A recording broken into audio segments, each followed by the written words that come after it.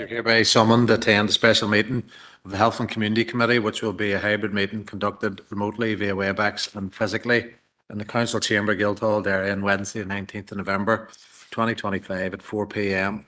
Roll call: Alderman Nairi McMorris, Alderman Janice Montgomery, Alderman Gary Wilkinson, Councillor Lillian Barr, Councillor Raymond Barr, Councillor Paul Boggs, Barry. Councillor Amanda Clark, Sure. Councillor Caitlin Deaney, Councillor Caroline Devine, Sure. Councillor Sandra Duffy, Councillor Aisling Hutton, Sure. Councillor Catherine McDaid, Councillor Anton O'Farrell, And Councillor Graham Tierney. Here, Barry. Ex-members. Thank you, Barry. And I'm just going to read the broadcasting statement.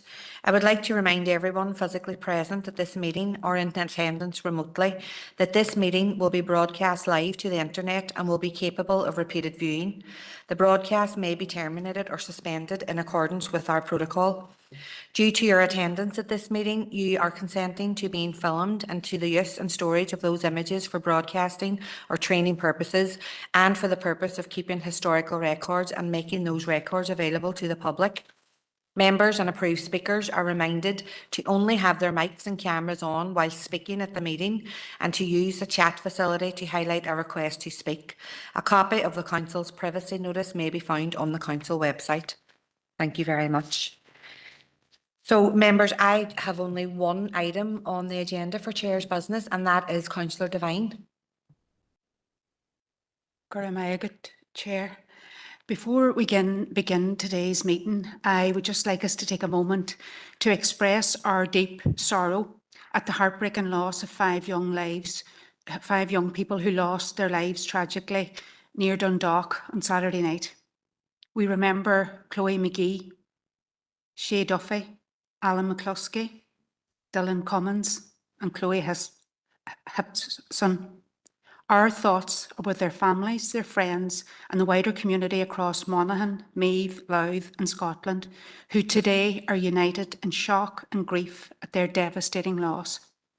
I want to extend our deepest sympathies to all those who are affected and ask members to join with me just in a short moment of silence in their memory.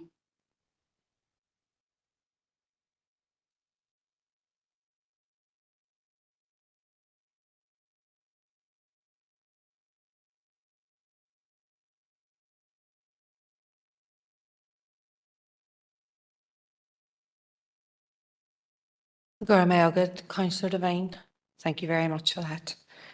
So, members, we will move in now to the body of the meeting, and today's special Health and Communities Committee is being held to accommodate 3 deputations from 3 organisations across the city and district. And I think it's testament to the committee how busy it is and how much work is actually being done across the city and district that we've had to put on some special meetings in order to accommodate the presentations and deputations from organisations that are going to be here today. And the first one is to receive representation from representatives from the Skeig Health and Equality Steering Group, and that will be based on the Skeig Health Action Plan research project. So in the chamber, I would like to welcome Dr. Michael McKay from the Ulster University, Tony Doherty, who's the chairperson of SHARP, Edel O'Doherty, who is a SHARP member and also the Director of Developing Healthy Communities, Nicola Mullen, also a SHARP member and who is representing Skeig Community Hub, Rory McPartland, SHARP member and representing Greater Shantallow Area Partnership, and Dr. Nora Church, who's a local GP and also a member of SHARP. So you are all very, very welcome here. We're looking forward to the deputation. The presentations, we give 10 minutes for the presentations to take place, and then the questions are open then to the members. So, Michael, I believe you're starting first, so the floor is yours. Or it's Tony, is it? Sorry, Tony, go. Of course, yeah. So there's 10 minutes for the presentation, and then we can put the questions and answers to the members. So in terms of the Skeig area, we're here to look at what currently exists in Skeig and what needs to be done as a like a retrofit in terms of infrastructure and development.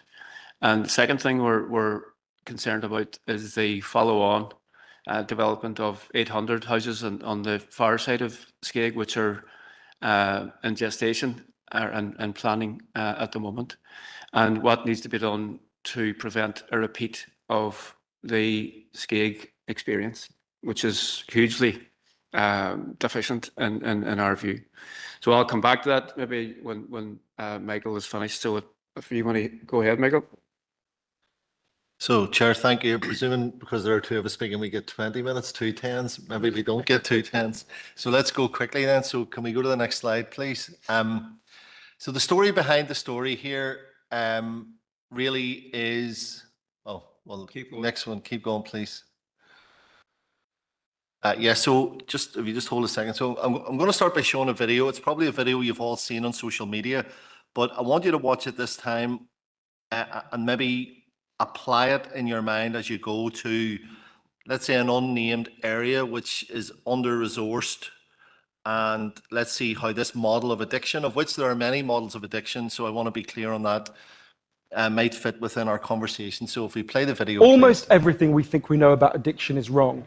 You get a rat and you put it in a cage and you give it 2 water bottles. One is just water and the other is water laced with either heroin or cocaine. If you do that, the rat will almost always prefer the drugged water and almost always kill itself quite quickly. In the 70s, Professor Alexander comes along and he looks at this experiment and he noticed something. He said, we're putting the rat in an empty cage. It's got nothing to do except use these drugs. Let's try something a bit different. So Professor Alexander built a cage that he called Rat Park. They've got loads of cheese, they've got loads of coloured balls, they've got loads of tunnels. Crucially, they've got loads of friends. But here's the fascinating thing.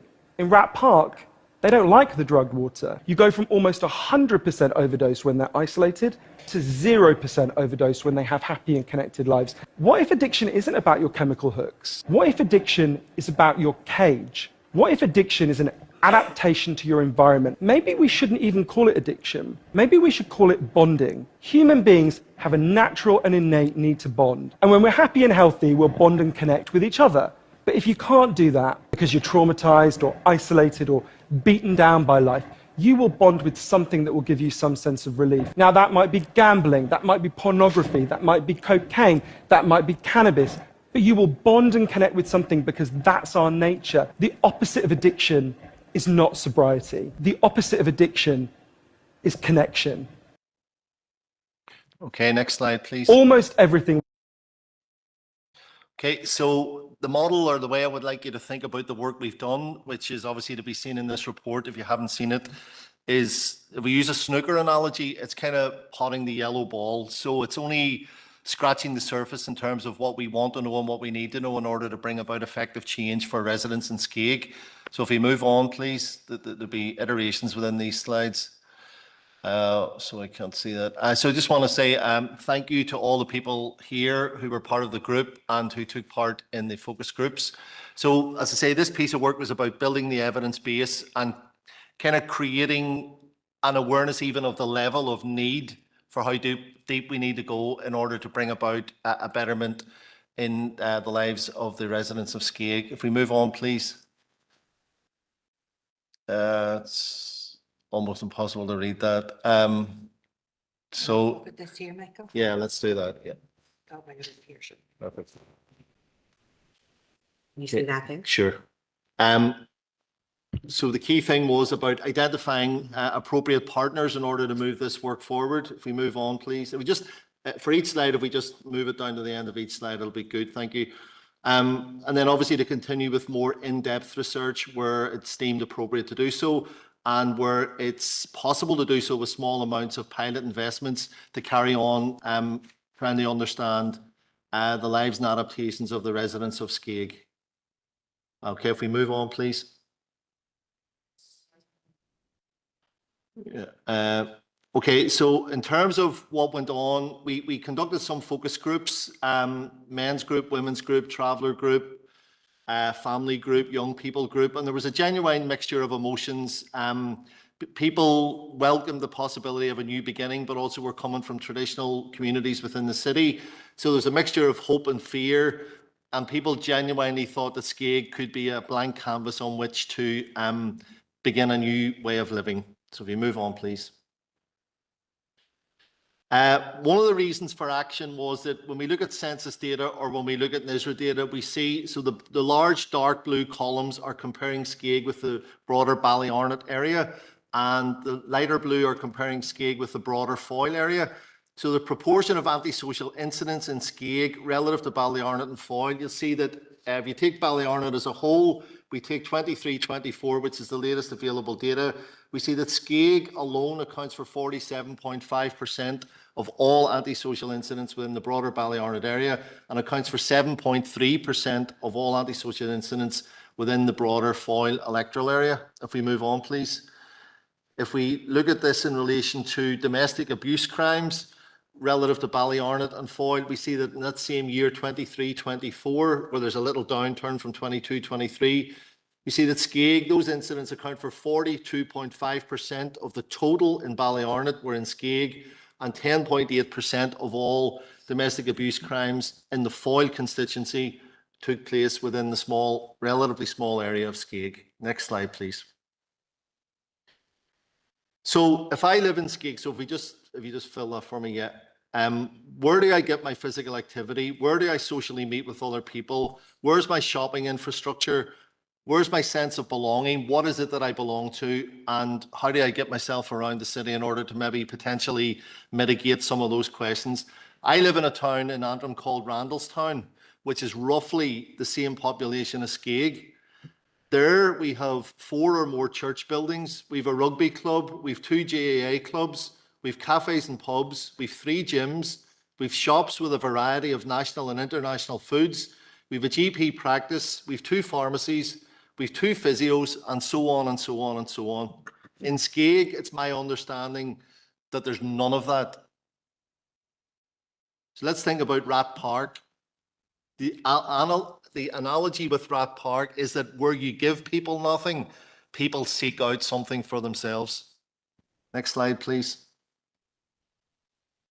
So I know where I'll be next Monday. At the top of that slide was a quote from a worker in the Skeig area. And what he meant by that was that week on week, it's the same people, it's the same families, it's the same issues, and that in his work, he knows where he'll be next Monday, which is indicative of the fact that the repetition, the handing down of generation on generation, family on family, of some of the negative impacts of a lack of infrastructure are clear to be seen for him. So need for action through the focus groups, through the interaction with professionals, which we also did in this process. Violence against women and girls, substance use, misuse or dependence, feeling safe in respect of antisocial behaviour. People were wondering, how do we move warm homes to warm living? As in, we've got great new homes or houses, but how does that translate into a better sense of belonging and being and existing?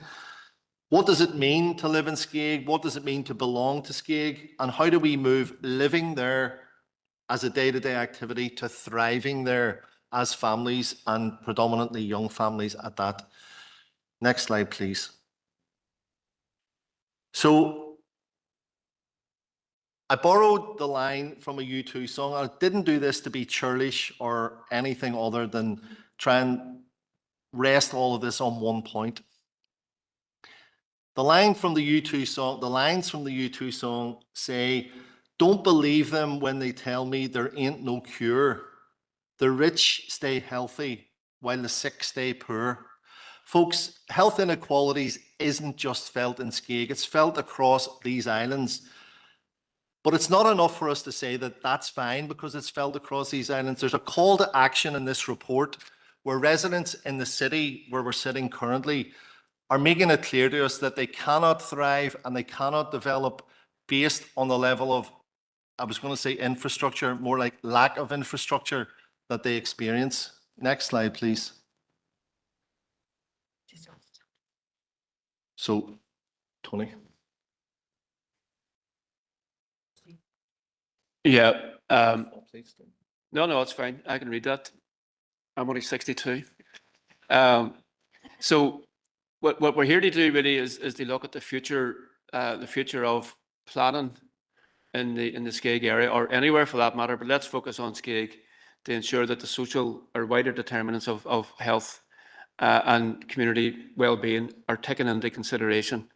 And it's not just about housing supply. I think that's vitally important, because what we've seen in Skeg is that there's an overemphasis on the provision and building of houses, and less so on the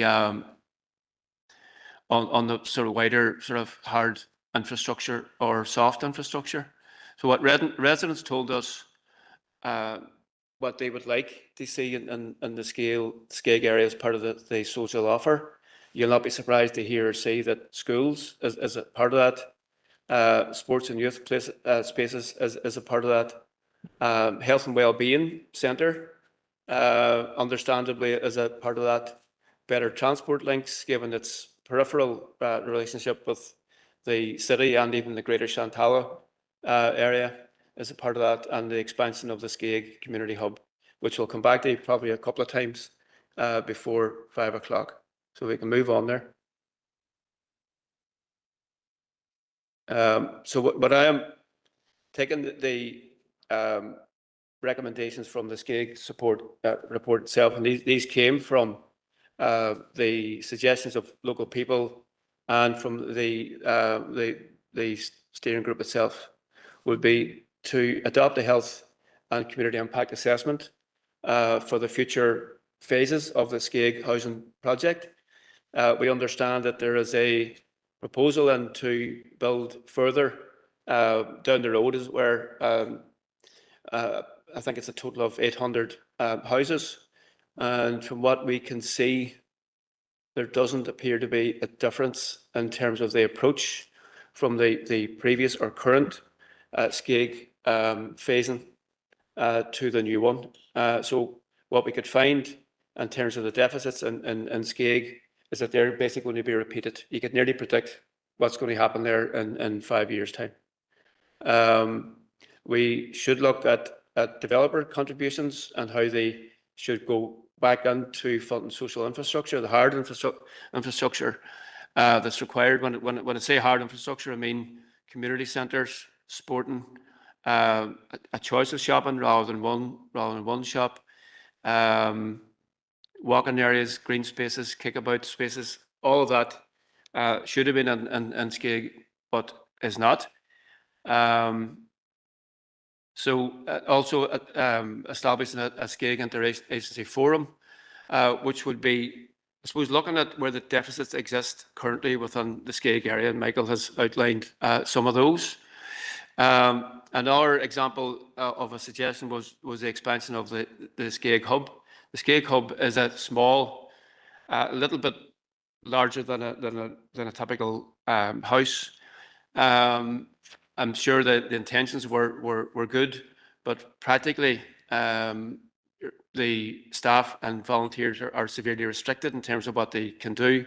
There's no space for childcare, for instance. So Skeg has a very, very high percentage, probably the highest percentage of single parents in the city.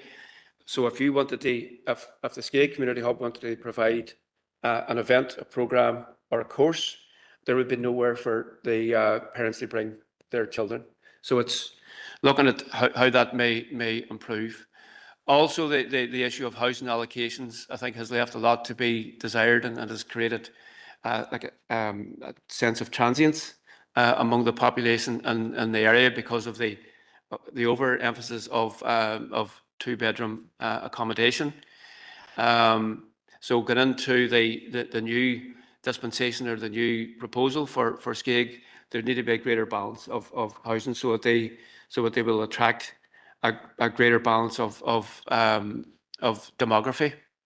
So if I was to be asked actually about what we could start on, I'm sure the councillors will have specific questions about various aspects of the report and so on.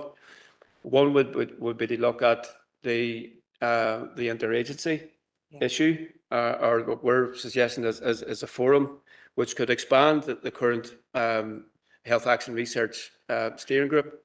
And then the other one would be to request from the planning department and the council that they engage those that are currently proposing or have successfully proposed the next phase of SCAG, so that the issues that we have experienced in the current SCAG area in which we have researched will not fold into the second iteration of it. So it's looking at it from a preventative model of health, and in that the relationship between planning and health, or planning and thriving, as Michael has described it, are huge, because if you get it right, that will have a major beneficial impact for a long time to come across the generations. But if you give it wrong, it will mean that the community will stagnate. And until something happens that changes that, we will be looking at deficits in terms of health. As I said at the launch of the event itself in June, we moved to Gallia in April 1974. I know you don't think I'm that old, actually, but I actually am. We moved to Gallia in 1974. There was no community centre built in Gallia until about 15 years ago. And all we had between, or maybe more,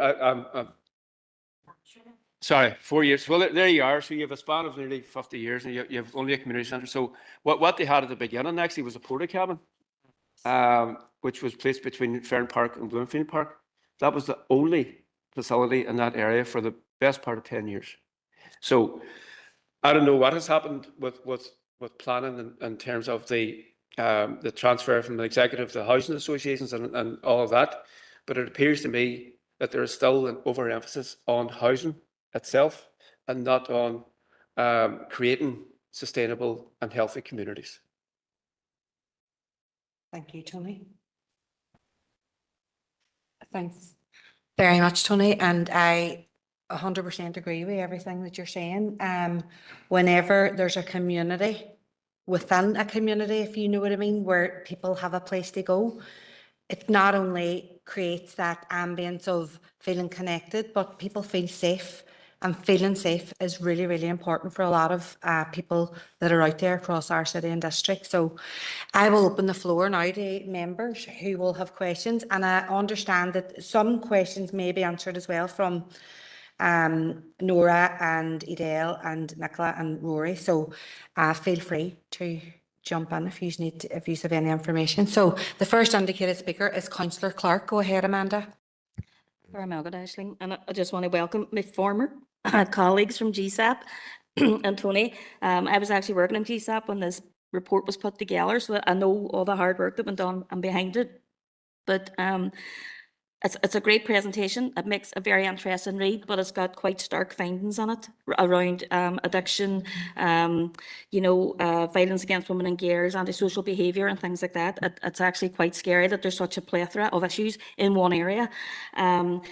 But I agree in the main proposal raising today that a health impact assessment needs to be established to ensure that needs are met and that infrastructure is set in place.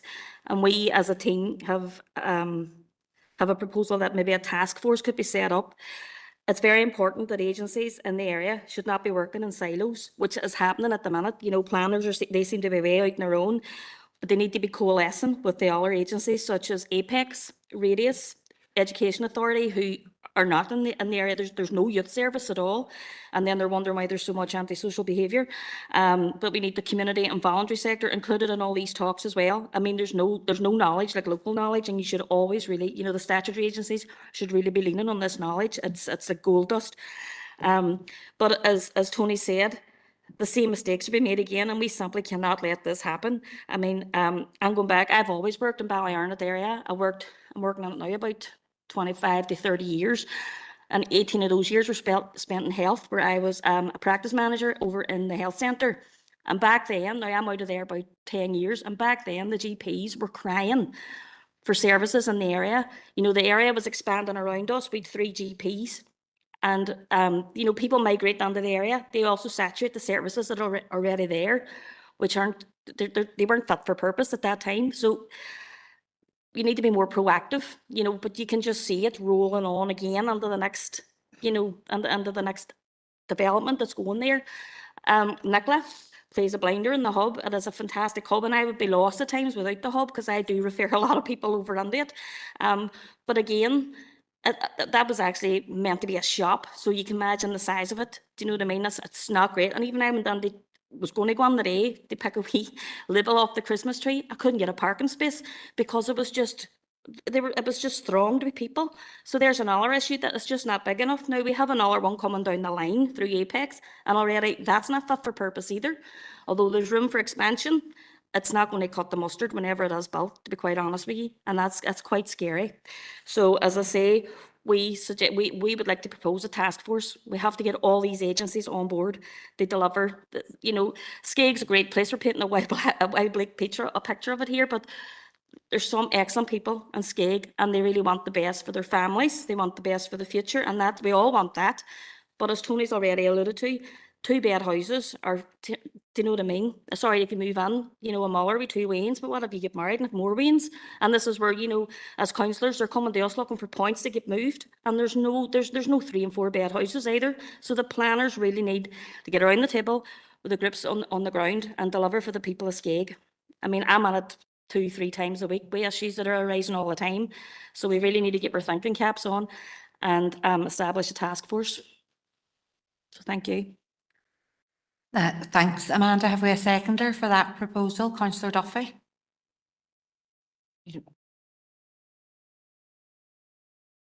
Thank you, Amanda and Sandra. So next indicated speaker is Councillor Tierney. Go ahead, Brian.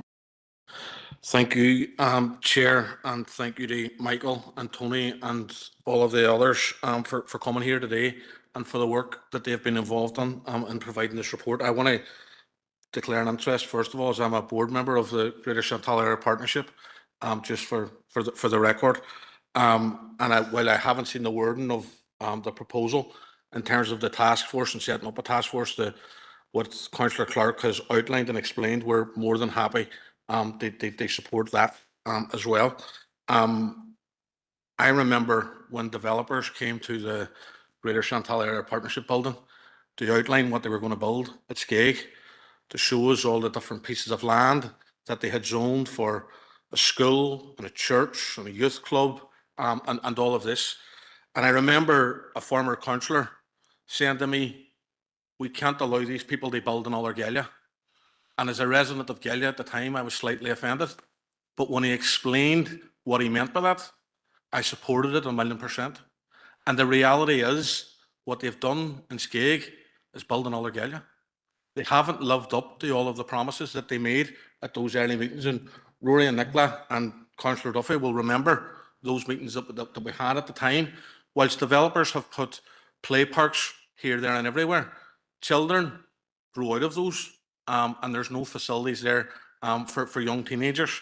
So all of the stuff that Tony and Michael have outlined, we 100% support.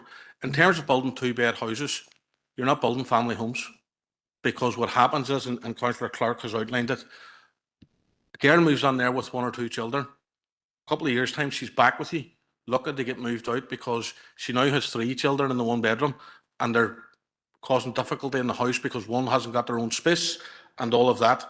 So you're not building family homes, you're building stopgaps for people. So looking at the housing size that we're going to build going forward, I think is definitely something that the task force should be looking at and should be speaking to developers about, because it's not, in my view, building family homes. I think in terms of some of the other issues that you have outlined, the antisocial behaviour figures, the violence against women and girls, addiction, all of that, we would deal with some of that through the Outer North Community Safety Team, but we don't deal with it all. But I think it's great to see the statistics there, that we actually know what's going on. Skeig is a fantastic area with brilliant community workers who do fantastic work under limited conditions, and that's no disrespect to Nicola or the people at the hub, but they don't have the facilities to meet the needs of the wider community. And that's the problem. And it's not for the want of trying. They've gone through Peace Plus and many different applications to try and support the work that they're doing, but the will doesn't seem to be there. We've talked about the youth service, and other youth providers within the Ballyarnett DEA have come out to Skeig to try and help. But again, it's only filling a gap. It's not permanent services within that area. So if we're serious about trying to tackle the inequalities within Skeg, I think the task force is probably the best place to start. But unfortunately, we have been there before, where we committed that we weren't going to allow them to build another Galia. Unfortunately, this time, it's going to be, let's not allow them to build another Skeg. I believe that some of the land for the youth section out at Skeg that was zoned for a youth centre has now been handed back to a developer only within the last week to 10 days, where that is a dedicated piece of land that we were promised as a community. And I know the chair talked about a community within a community, but Skeg is its own community now. And that's land that we were promised as a community that was going to be ring fenced for youth facilities that they just haven't bothered to fulfill, and they have now given it back to developers. And whilst we come in here regularly and we talk about the housing crisis, and I'm all for building houses, but you can't just build houses, you have to build communities, and you can't build a community without building the facilities to allow that community to thrive. And unfortunately, they haven't completed it in Skeg, and I think the best way to leave it is that they haven't completed it, because it will be up to us and the task force and everybody who's got a genuine interest in the lives of people in Skeg to make sure that that is completed, and that's the job that we will do. Like Councillor Clark said, I know a lot of people who live in Skeg, a lot of good, decent, hard-working people who just want to live in peace, but they need a chance, and they need the facilities to provide that chance, and they need people who are there, the community development workers who are working around the clock to try and provide them services. They need a hand from the statutory agencies, and they're not getting it. At every turn, they're being told your application doesn't fit this process, or you haven't scored high enough, or none of that. This report should go hand in hand with those applications to show that this isn't about a youth service. This is about tackling health inequalities for the young people of Skeg. And that's where I think we need to start, and not allowing another Galia or another Skeg to be built with the further houses and the further plans that are being developed. So in terms of the task force, we're all up for it. In terms of the report and the work that you are doing, we thank you for it. And anything that we can do as a party and local representatives, we're more than happy to do it. But thank you very much for coming today, and thank you very much for the work that you have done in providing the report as well. Thank you. Thank you, Councillor Tierney. Next indicated speaker is Alderman McMorris. Thank you, Chair, for letting me in, and thank you very much for coming along today. The amount of work that's been put into it is evident through your presentation. I just want to say, like, I have been in the hub in Skeg. We've done some kind of joint partnership working with them, so I know exactly what you're talking about when you're talking about the infrastructure there is not fit for purpose. It certainly was a struggle to fit my group in, never mind along with your group, Nicola, so we know exactly what you're talking about. But I just want to say, what you were explaining there all today, everything totally makes sense. You know, my difficulty is the fact that, you know, when I'm listening to that, I can identify with areas, even on the water side, who are in the same position as yourselves.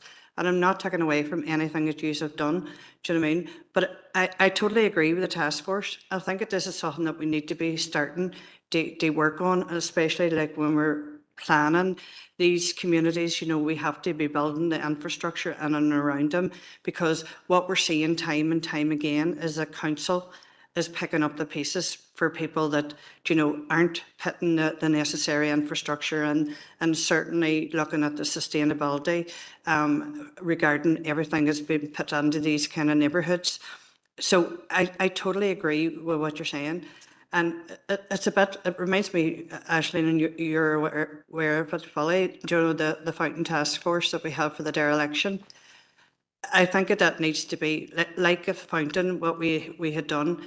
It focuses on the fountain, but I do believe that we need to be rolling this out to other communities. You know, when we talk about the communities, I look at Con Elson Drive, who has absolutely no community centre. They have a flats converted, do you know what I mean, which would hold a maximum probably of 20 people in any one room, but there's absolutely no infrastructure in regards to it at all. There's no community centres, no nothing. So there is other areas that I can identify with the exact same health inequalities that you are facing. Do you know what I mean? So I do think, you know, if council is going to be setting up a task force, yes, we focus on Skeg, but I think we need to roll that focus out, because I'm sure there's other areas, even in the city side, that are facing health inequalities. So I just wanted to put that on record, that I think we need to be looking at that. Yeah, addictions, and we know, and we're talking about the housing, you know, what we're seeing is new developments. There has been an influx of people who have been creating antisocial behaviour and whatnot and into them communities when they're set up. And I think one of the things and around that was the housing pointing system, where somebody could get 200 points for intimidation if they were, like, you know, hypothetically, like if they were drug dealing or antisocial behaviour, they were put out of their homes, they got 200 points and they went straight to the top. So they were able to nearly pick their house in the new developments.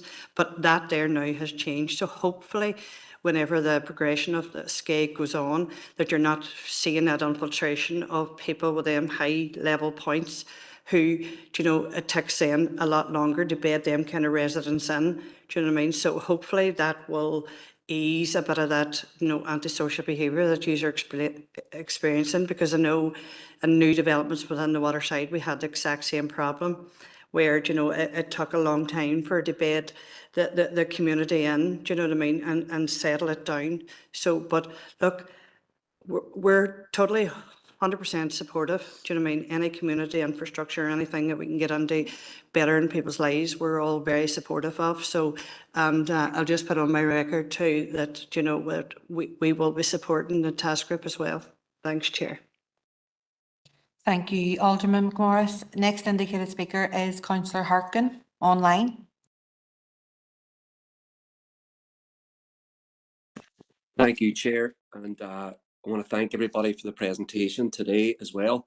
I did read the report when it first came out, and I think that the findings in terms of deprivation, health inequalities, and a whole host of other issues was stark and disappointing, but not surprising.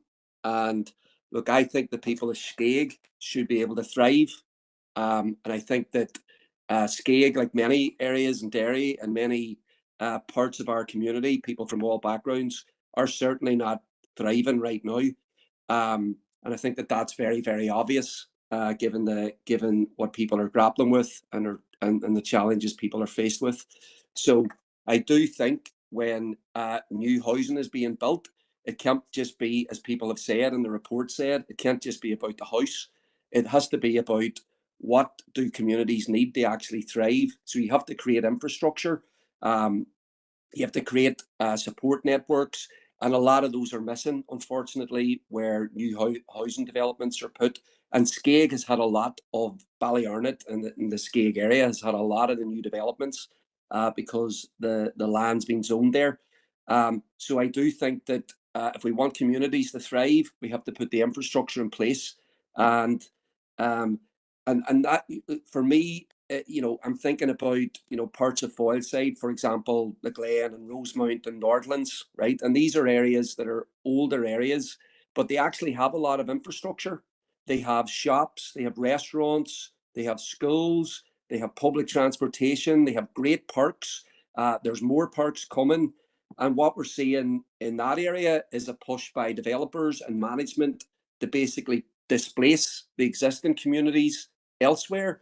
And people are talking about, you know, people need to get ready now to move out to the new developments, be they out the Buncrana Road near Coshquin or down to Skeg. And I think that this is the, I don't think that people should be getting displaced out of areas where there are actual amenities already there in the areas where they simply don't exist. And there's been lots of studies showing that this is a very bad development. So I think that this is the fight around protecting residential areas that already exist with good amenities, where you can actually go and get your hair cut, find a post office, find a bus, have nearby schools. And that's what's needed in Skeig. And there are more house building plans for the Skeig area for further out the Buncrana Road. And I do think that the infrastructure is absolutely critical. So if we want communities to thrive, we have to put the infrastructure in place. So I would very much support the task force. I think the council, along with all our statutory bodies, with government departments, with the community and voluntary sector, has to be listening to the local knowledge about what the needs are, what will make a difference, what will make a difference to families, what will make a difference for teenagers, what will make a difference for younger children, what will create a great place for our elderly population to live as well. So I think the task force could be useful for many other parts of the city, but it definitely support it, and it could be a way to address the deprivation, health inequalities that are listed there. Thank you. Thank you, Councillor Harkin. And next indicated speaker, and I think it's the final speaker, is Councillor Duffy. Go ahead, Sandra. Gurmugget, Aisling, and thank you to Sharp for coming in. I have seen the presentation before, and I was at the launch of the event in the main hall a number of months back.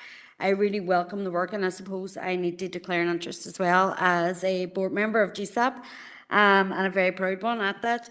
I have been involved in a lot of the work and a lot of the meetings that Councillor Tierney has alluded to, where we did talk about Skeig not being allowed to become another Gaelia, and unfortunately we are in a position now where we have seen a sprawling development of really good quality housing, but unfortunately the facilities that are needed are not matching it at all, and all the talk that we had at the start about what we would see and what we would have delivered over time has not come to fruition at all. But I do think that the report that has been produced is going to be a really useful tool in terms of trying to deliver some of this stuff. I think what's really stark is that there's not one penny of statutory money going into Skeig at all. And I think that that has to be said, because as a council, we're not putting in money. As the EA are not putting in money, the Trust are not putting in money, the Housing Executive are not putting in money, and it is a huge area with huge needs. A lot of the asks that are contained within the presentation are really wide, and probably some of them are outside the remit of council, but that's where the task force can come together to bring those agencies together to look at some of those issues. I think Nairi has talked about how other areas do face similar issues. Health inequalities are right across all working class areas, and we know that. But we are looking right now at Skeig, which is a newly built, newly developed area within our city, which is growing on nearly a daily basis. And the amount of young families who are coming into it with young children who are growing up, what we need to do is we need to be grasping the nettle now and doing something, or else we're going to have another generation that is going to grow up and be lost to us in terms of what their future might look like. So we have to be giving people opportunities, and we have to be giving them hope, and we have to be giving them a focus and a community as part of that, and that's what we need to be doing as part of this report. I think we need to be putting the pressure on the statutory bodies who are getting away in the midst here. I honestly believe it. I think that they are dependent on the community and voluntary sector to step up and provide services that they should be doing. So I think that this is an opportunity for us to bring the task force together, focus our minds and put pressure where it needs to be, which is on statutory bodies who have a responsibility to deliver services. I think what we see in a lot of new estates as coming from the housing selection scheme, and it is around points, and it is around really vulnerable people who get the highest points, and sometimes when the people are housed together in that intensity, it can cause issues. So that is something that we need to be addressing with the Housing Executive as well. So look, I think the task force is the best way forward. My party colleague Amanda has outlined all the local reasons for that, and I just want to put on record my support and my thanks for the work that you have all done and continue to do. And Nicola, probably yourself as being on the ground in Skeg on a day-to-day basis and seeing the impact and seeing the issues that are there and the impact of not having services. So massive thanks to you for holding things together on the ground. And we as a council need to be stepping up. So thank you very much. Thank you, Councillor Duffy. And Tony, you wanted to come in there, and Michael, you also wanted to come in as well. Go ahead, Tony. Thanks, Alison. Just a couple of points to hopefully maybe clarify where we might go from today. First of all, I agree with all the points that have been made by all the councillors, which is rare for me, I have to say, but there you go. Did you look at us when you said that? I looked at you, Brian, actually. The planning counts for all, right? I think if we get the planning right, anything else is achievable, right? And it's interesting what you were saying, Brian, that all this was presented at one stage as the sort of holy grail in a sense of what a new housing project or new housing estate could look like with all the attendant facilities, and then all the attendant facilities didn't happen, basically.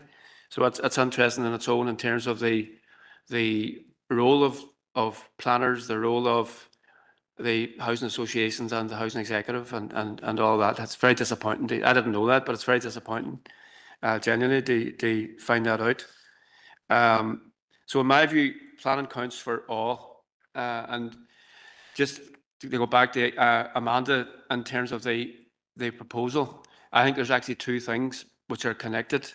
One is that we need an interagency forum to look at the current footprint of Skeg, as in where people live at this moment in time, which is very little hard infrastructure and very little soft infrastructure, right?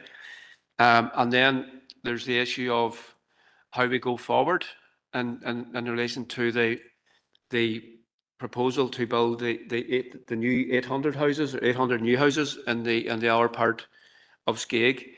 I think that ideally that should be led by the planning department within the council. I think that would be within their powers and remit to do that, and that in itself would be interagency as well. Belfast Healthy Cities has a good model for conducting health impact assessments for housing. And I think that model might be worth exploring with the planners. The planners wouldn't need to do all the work because they would be bringing in those that are charged with building the houses, being, I'm assuming, at least Apex, and obviously the housing executive would have a role as well. But if we're trying to sort of future-proof the new housing development, we could, in a sense, be future-proofing the whole of the Skeg area as well. So you could be bringing in our agencies like education, health, and all of that. So I think there's two things. One is future planning, and the other is looking back at what should have happened and what could happen within the current Skeg uplift. So I would actually just to consider that just in terms of the clarity of the outcomes of the meeting. I understand where you're coming from, Tony, but I think that a task force can dig down and do all those issues itself and then take each of them as it comes. So I think establishing the task force is the first move forward in trying to address some of the issues, and then we can start digging down into what and who we need to be bringing in. Would you see planning being involved in that? Absolutely, planning needs to be involved. That settles it then. And just a final point, actually, to go back to Nery's point about our areas, I think Sandra's right. The Skeg is a new area, and we should have got it right. Not we collectively, but those that have statutory responsibility should have got it right this time round. I know that the Colin Nelson Drive area quite well and have quite a good relationship with London and the setup there. If you wanted us to talk to them about the Skeg experience, particularly the health action research experience, we'd be very happy to go over and meet them, and hopefully they may be able to learn some of our lessons. Would be very helpful, because I do believe like shared learning is how we need to go forward to bring all of our communities forward. So appreciate that. Thank you. And Tony, do you see what Sandra was just saying about the planning? So this request for a task force will now go to the Director of E&R and Planning, and they will have a good look at it and see the direction of travel and consult with yourselves in relation to who or what agencies need to be on here, because Sandra mentioned the statutory agencies, which is 100%, but there could be other stakeholders that we haven't identified yet. And what I'm thinking on is residents, people with lived experience, who have actually lived in the first phase of SCAG and know how the second phase should look in relation to families, single parents, older people and stuff like that. So that process will happen through the E&R and Planning Directorate. And that task force will be organised pretty robustly with consultation with yourselves, if that's all right. So, Michael, you wanted to come in again? Yeah, just 3 quick points. The first one being, and I think this was alluded to, look, there's a risk that people who haven't been involved in SCAG, and I was one of those people before I undertook this piece of work, might see it as some kind of wilderness or place to be feared, like it conjures up maybe, imagery that's not helpful. I found the exact opposite. I found it in the hub. I found it with the groups I work with.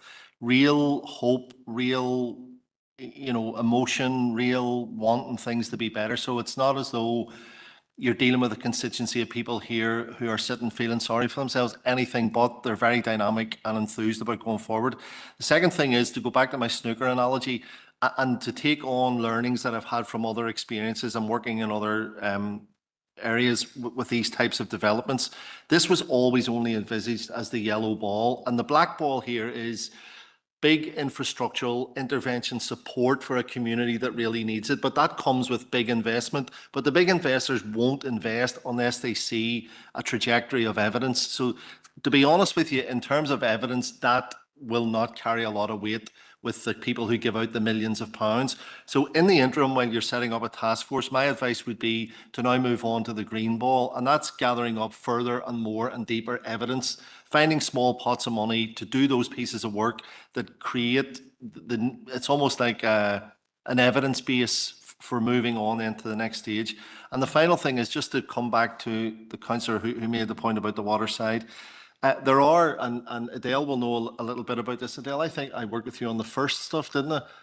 So there are council-wide UK funding opportunities for intervention and evaluation work. So even though we're talking specifically here about SCAG, there are opportunities for those types of council-wide applications, and so that's something that can be talked about going forward as well. So that would include all areas of need within the council potentially. So thank you.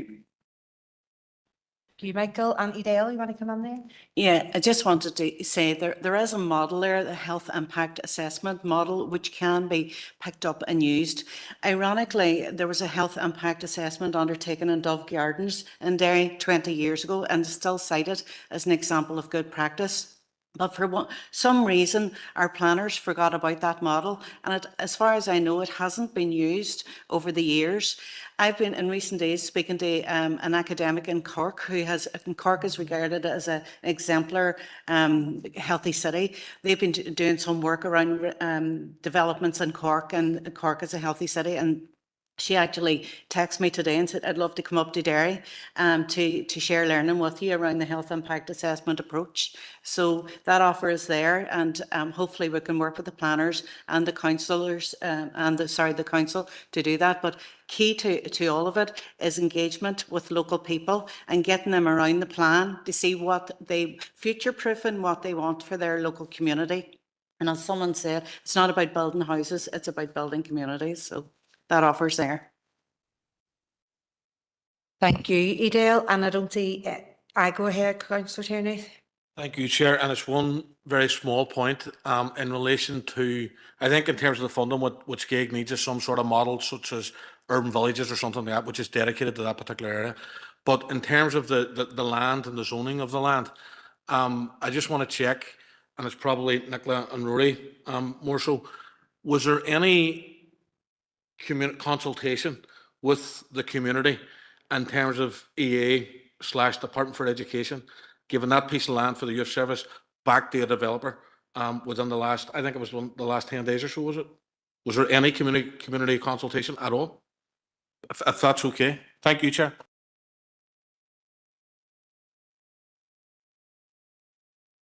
No, so EA, the unfortunate thing is that EA, until we identified it, didn't even know the land belonged to them. It has been kind of, it has held us back, I suppose, with different applications and stuff. So we did a wee bit of work in the background for it to be handed back. But at the time, the developers had, as you says, had promised the community the land. Things have changed in the last 10 days since that land's been handed back, which is unfortunate, I suppose, but we will be meeting with the developers next week. So no, there was no consultation at all with any. The land is now just lying in it can be it's becoming where rubbish is dumped. Residents are seeing it overgrown and in disregard. And our worry is that it becomes a bonfire site if not sorted now. So no, answer to your question is no, they haven't. Thank you. I don't see any more indicated speakers. So I would just like to say a massive thank you to these all for coming in today. I have read the report and I was very impressed with the work that went into it. So it's to congratulate you all for taking the initiative to do this in your community. And it's back to what Nairi said about all our communities needing this. People need to be taking the initiative to do it. So it's great to see that Tony has offered to speak with Linda and that to see if this can be initiated in the communities that you chatted about, Nairi. But I think the health impact assessments are a no-brainer. It's something that we should be doing. It's something that I've heard about firsthand myself through the Belfast Healthy Cities, Edale, when we went to the Bursa event. But you know, those help minimise negative impacts in communities and maximise the positive ones. So it's all in. It does what it says in the tin, and that's exactly what we need to be doing. And the task force will do that. The Directorate of E&R and Planning will make sure that everyone that needs to be there is involved. And as Michael said, that's going right down to sports clubs, GAA clubs, and other sporting communities that exist as well, so that they can invest within the area and promote that positive health and well-being as well. But I think this will be the blueprint if we do get the health impact assessments off the ground in this instance. This is going to be the blueprint, and it's going to be a model of good practice that everybody is going to turn to, although it's being done in other places. But we need to be doing it here in Derry again, Edale, and I do remember it being done when Dove Gardens was getting built, and it was very, very effective because it not only involved the residents, it informed the community sector what was needed, and they were able to forward plan and strategise about funding elements and stuff like that. But to commend Nicola and the Hub, because I do know the work that you do down there, and it's excellent, and doing that with the capacity that you have and funding is scarce. So it's just to say massive thank you as well, Nicola, for keeping it all ticking over. I chaired the health impact assessment in Dove Gardens. Oh, And I did actually. It was a tremendous experience. Yeah. But a wee word of caution. See the first meeting that we had with the architect for the housing executive. At the first meeting, he said, "I don't know why I'm here. All I do is design houses." Well, there you go. So hope the person that comes under your task force doesn't say that, Tony, because I think you'll have a different answer from this time round. But just thanks very much, and thanks for taking the time out to come in, and we really, really enjoyed that conversation and looking forward to see where things go. So, Hawaii and safe home.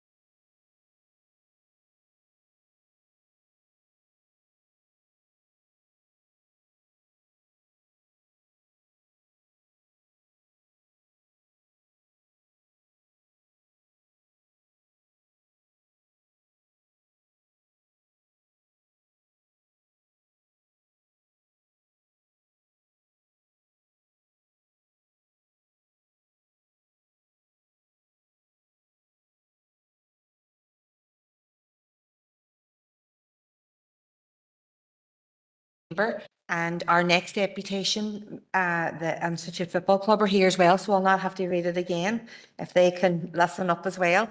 So I would like to remind everyone physically present at this meeting or in attendance remotely that this meeting will be broadcast live to the internet and will be capable of repeated viewing.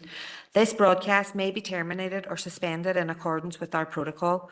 Due to your attendance at this meeting, you're consenting to being filmed and to the use and storage of those images for broadcasting or training purposes and for the purpose of keeping historical records and making those records available to the public. Members and approved speakers are reminded to only have their mics and cameras on whilst speaking at the meeting and to use the chat facility to highlight a request to speak. A copy of the Council's privacy notice may be found on the Council website. Thank you. So members, we have our second deputation of the evening and we would like to welcome representatives from the Road Victim Support of the North of Ireland and Donegal. And in the chamber we have Debbie Mullen, who's the chairperson of the group, and Eamon Cairn, and also in the gallery we have Ciara Mullen. So we give 10 minutes for the presentation and then we will open the floor to questions from our members. So we are really delighted to have you here today and to hear more about the organisation that you represent. So ready when you are, you can go ahead and speak to Paul when you need your slides changed. Thank you. Good afternoon. Thanks everyone for having us here today. My name is Eamon Cairn. I'm a volunteer with Road Victim Support Northern Ireland Donegal. We're an organisation that was formed last December, so we're basically just coming up on a year old. We lost our son Noah on the 12th of September 2024 in a road accident. He was 18 years of age. It happened just outside Park Village, and to say we're devastated is a massive understatement. Family, friends, and the wider community. The impact that his passing has had is unbelievable. At the start, I struggled with my mental health. I became very, very ill, and I was persuaded to reach out to Debbie here in November last year. And to say her help and her advice has been life-saving is a massive understatement. It literally saved my life. And I decided to join the organisation then in December last year. And one thing I noticed about it was there was no support. Not there was no support, but there was no, men weren't coming forward for help. I seemed to be the only man in the organisation. And I noticed that men tended to be the pillar of strength for families. And I was like that. But men are just as vulnerable. When you lose your son or your child or your daughter, you need help and you need to reach out for support and help.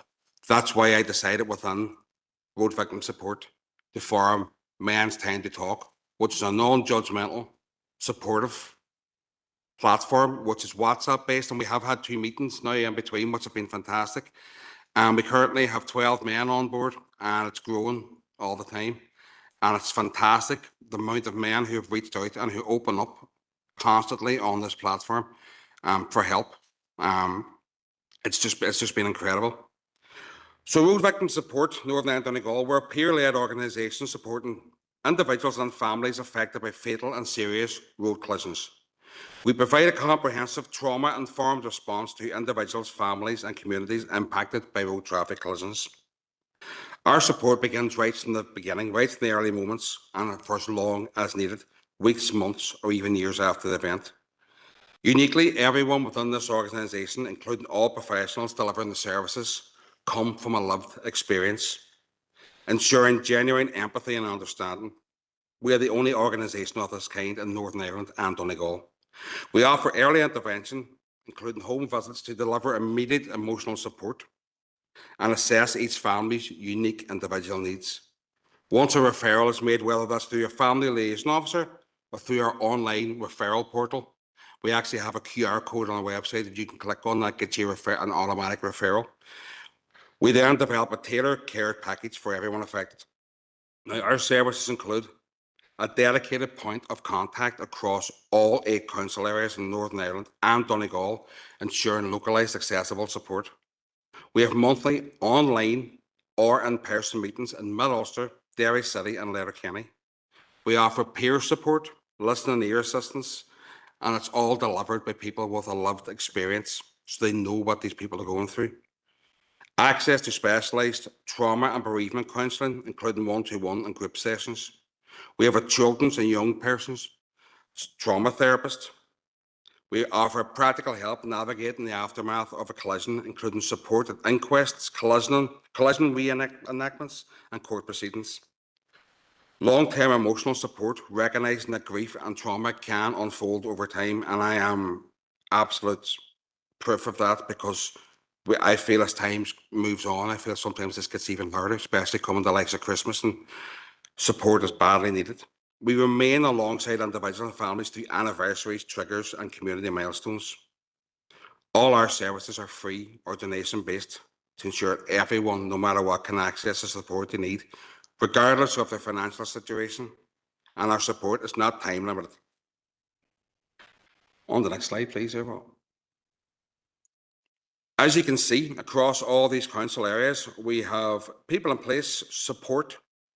They're all trained in listening ear, they're all trained in peer support, and we have actual counsellors in place too, including the children's therapist. So support is there immediately after an accident happens. Next one, please, Paul. So alongside this care, we deliver community-based road safety initiatives designed to educate and influence road users of all ages. This includes our tailored Drive to Arrive programme. This can be adapted for the groups most affected by road traffic collisions. This is shown to be young people and those aged over 65. We deliver this from a lived experience perspective by sharing our own stories of how our loved ones had goals, aspirations, and were exactly at the same age and stage of life for those we're speaking to bring a powerful truth to the message. As parents, siblings, and family members, we deliver the devastating reality of receiving that knock at the door. I got that. I had 2 policemen came to the door at 10:30 in the morning. I was getting ready for work. It's like something out of a film, and it's absolutely devastating. It'll never leave me. This type of truth visualization makes people sit up and take note as we introduce them to our loved ones and their stories. We show how something as ordinary as going out for a loaf of bread can turn into a life-changing tragedy, or how a hurried "bye, love you" can echo as the very last words a mother or father will ever hear as their child heads out for a night with friends. Our son Noah left the night before and said goodbye. He was to come home the next day. He had his own business in the city centre. He was only 18. Very successful young man. He didn't make it back that morning. And that's devastating. The programme also includes family-led awareness campaigns, such as It's Not Your Story to Tell, which highlight the behaviours around social media and the aftermath of a fatal road traffic collision where stories, images and videos have been shared, causing additional trauma to the families. This has now progressed on to what we call Kiva's Law. We will place a particular focus on rural roads where conditions can be more hazardous and collisions more deadly. We highlight the unique risks posed by speed, weather and visibility and distractions on the country roads, drawing attention to the fatal 5. And the importance of adapting driving behaviour accordingly. Our message targets both drivers and passengers, encouraging passengers, especially young people, to find their voice if they feel unsafe. If you get into a vehicle and you feel like the driver's unsafe or you feel like you're in danger, use your voice, speak up. Road safety is a shared responsibility and passengers must feel empowered to speak up against dangerous driving. I must say, as part of this Drive to Arrive programme, our committee members, through funding, have actually funded us to enable us to buy 6 virtual reality headsets. And we're going to use these. We're going to schools and youth clubs. Our first one is next week in Donegal. We have a number of other schools set up and youth clubs within the city as well too have said they will take us on board. As part of that Drive to Arrive programme, the virtual reality headsets offer 360-degree video, which I personally learned to install. I have no clue about VR headsets, so I had to get the kids to show me how to set them up. But I managed to set it up, and now we have these videos. It's a real-life video. It's using actors. It shows them the dangers from a passenger's point of view of being in the car with someone who's driving carelessly and recklessly. It shows the aftermath of the accident. It shows the emergency services. what they do. It shows the roof getting removed off the car. It shows the absolute carnage after it. It's very, very impactful. And some people might say it's a bit too much. I don't. Because I think at that, especially at that younger age group, after hearing what we heard this week down in County Louth with the 5 young people, like it's so important that they see what happens if you make one stupid decision, you know, one silly decision.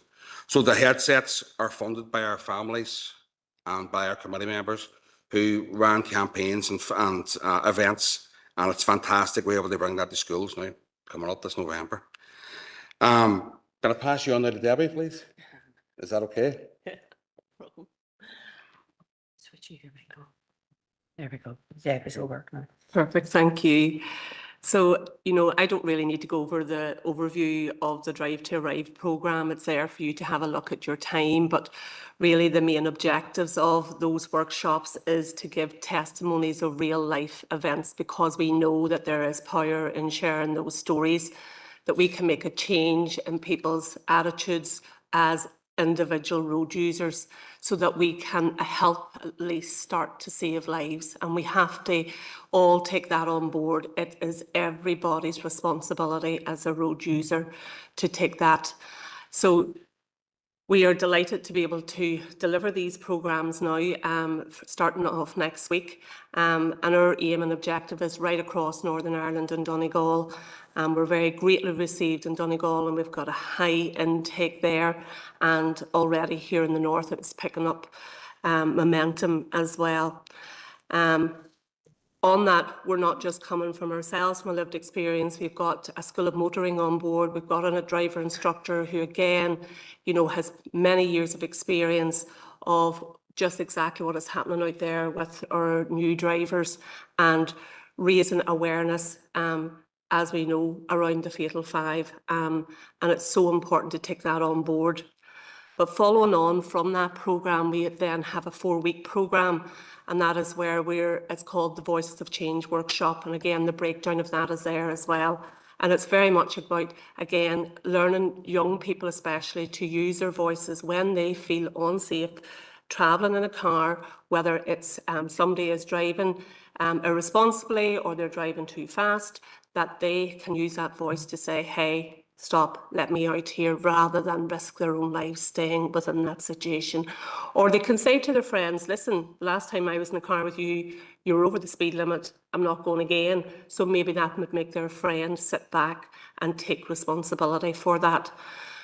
We've expanded that into the 65+ community because, again, we know that we're seeing our statistics, and we were down at a meeting with the Collision Investigation Unit recently, and the statistics are starting to grow over 65 group, where we're seeing more and more of that age group being involved in road traffic collisions. And we are looking to put that out there to give them a little bit more of an update and ensuring their safety. Because surely at 65, we would probably think we know how to navigate the road, but we have to look at, maybe it's about checking about your eyesight, about medication, about changes that may be happening for you that maybe you just didn't think of at the time. So you can have a wee nosy rather than me going through all of that with you. But it's really important, I suppose, if we move to slide, I think it's 8 there, sorry, Paul, we're talking about our 11 months of impact and building the foundation for collaboration. And we go on to the next slide at page 9. And that shows you there where, I suppose, what we have achieved in little over 11 months here at this point. We're supporting 87 families across Donegal and Northern Ireland, all coming from, unfortunately, an experience similar to our own, where we've lost a loved one due to a road traffic collision. We are building strong collaborations across many partnerships with the Garda Síochána, the PSNI, and Road Safe NI and other organisations. We are all open for collaboration because we don't think that one size fits all. We want to work collectively right across the whole of Northern Ireland and Donegal to reduce road deaths and road collisions. We have a partnership there with Safe Shell, and that is something that, again, I would urge you all to go online to have a look and see who Safe Shell is. And they have now developed a piece of equipment that really could spare the dignity of somebody at the side of a road traffic collision. And so please go on to their website and have a look at that, and we are promoting them as much as we can. You know, we've at this moment in time, we have raised over £15,000 from our families, and through those families, we asked them, what would you like that money spent on? We had a family in the Greater Belfast area who asked us, would we print out little cards that we have now given to family liaison officers in Donegal and here in the north in a little pack that they have on their person. That means that all they have to do is give a card to the family with a QR code that takes them straight to our website. Everything is so easily accessible, whereas in the years before we got a big massive file from Break, the UK organisation, that completely threw you. It was blue, I still have mine, but there was just too much overpowering information, whereas we feel that our website is very easy to manage and to access the support that you need at that time. So again, we're very honoured this year to be the chosen charity of the Donegal Rally, and it was the first year that they had chosen someone like us, and we thought that again, by accessing that support from them, what we were doing is we're putting a message out there that again, the Donegal Rally, there's huge safety put together for that organisation to run that, and we asked many of their drivers who would be well known to come forward and put road safety initiatives and road safety videos up, and we ran them through on the upcoming of the rally. So we were delighted with that. Our ever-growing presence in the community is there. We are establishing partnerships with PCSPs right across the whole of Northern Ireland, and we've just been recently down to a road safety group forum with Chair Adair from the roads collisions with the PSNI, and that's something that we are very happy to be involved in, because again, how can any of our organisations do better if they don't hear from those who've had that lived experience and can bring forward? We're bringing, I suppose, experience that we never knew that would be valuable. But let's be honest, when you've had the lived experience, you have inside knowledge, you know what works and what doesn't work. And if we can share that with other organisations, then they all can do better at the roles that they're doing. So moving very quickly on to then, we have a little video for you to watch there, and that's on clip 10. It's your video, and I want to introduce you to Kiva's Law.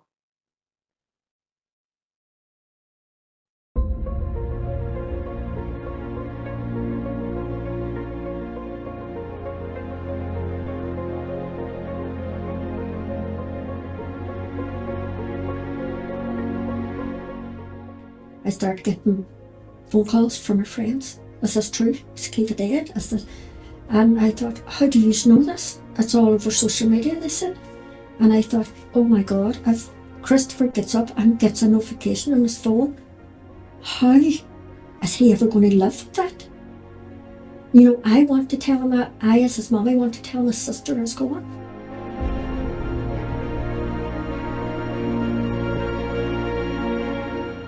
I wasn't seeing this, but it was how the news spread to a lot of close friends and family members who probably thought at the time that I knew, and they would have started then sending me private messages.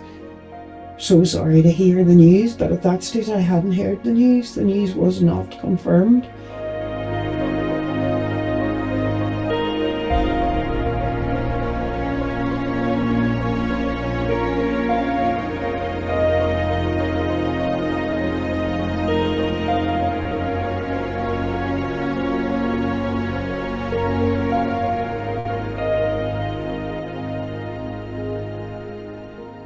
Kiva had actually been godmother to her wee nephew on the 1st of October, and she told me it was the best day of her life.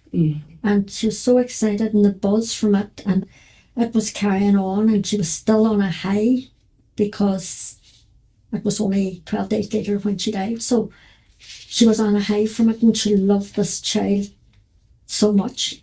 And she thought she was important because she was a godmummy at last. Where are you going? I'm going to meet my friends. And she said, bye, Ma, I love you. That to me is the best thing that she left me with, the best memory, because she never said that. It wasn't unusual for Kiva not to be home early. She wouldn't have come home to the early hours in the morning, so the door knocked at 10 to 2. So I got out and looked out the window, and I seen the policeman, which I thought, oh my God, what has she done now? But when I opened the door, I seen a plainclothes policewoman. And I knew. I said, please don't tell me. I didn't even ask. I said, please don't tell me, please don't tell me. I shouted to Rusty, and he came up, and I just got to the ground on my knees, begging him not to tell me what I knew I was going to hear. And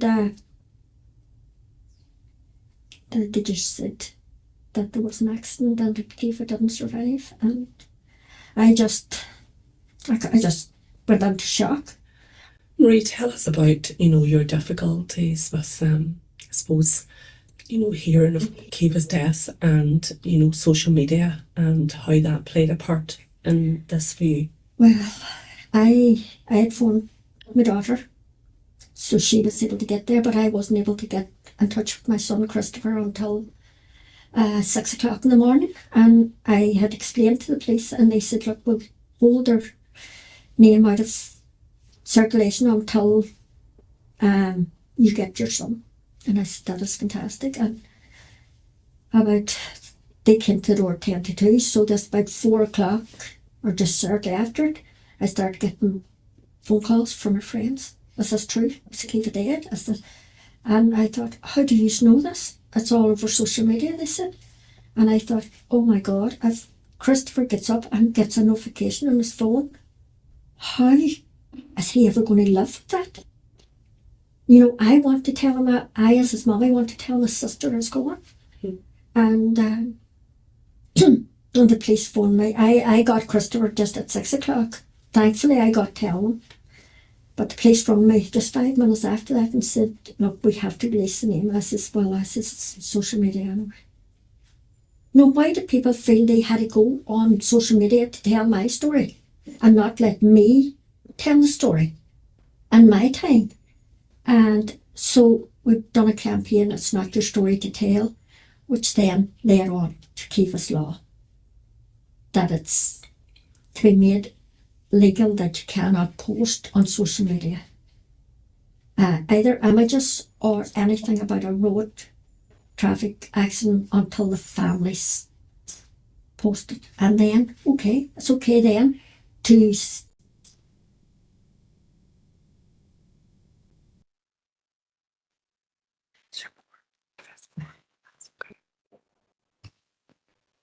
Paul, is that going to come back on, do you think?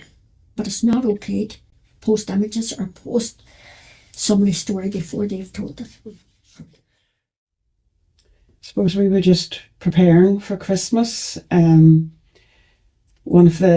It's actually the last message I have from Lisa through Facebook Messenger was her Santa list.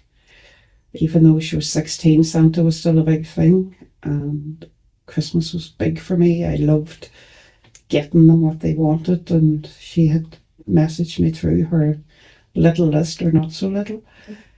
And that was on the 6th of December.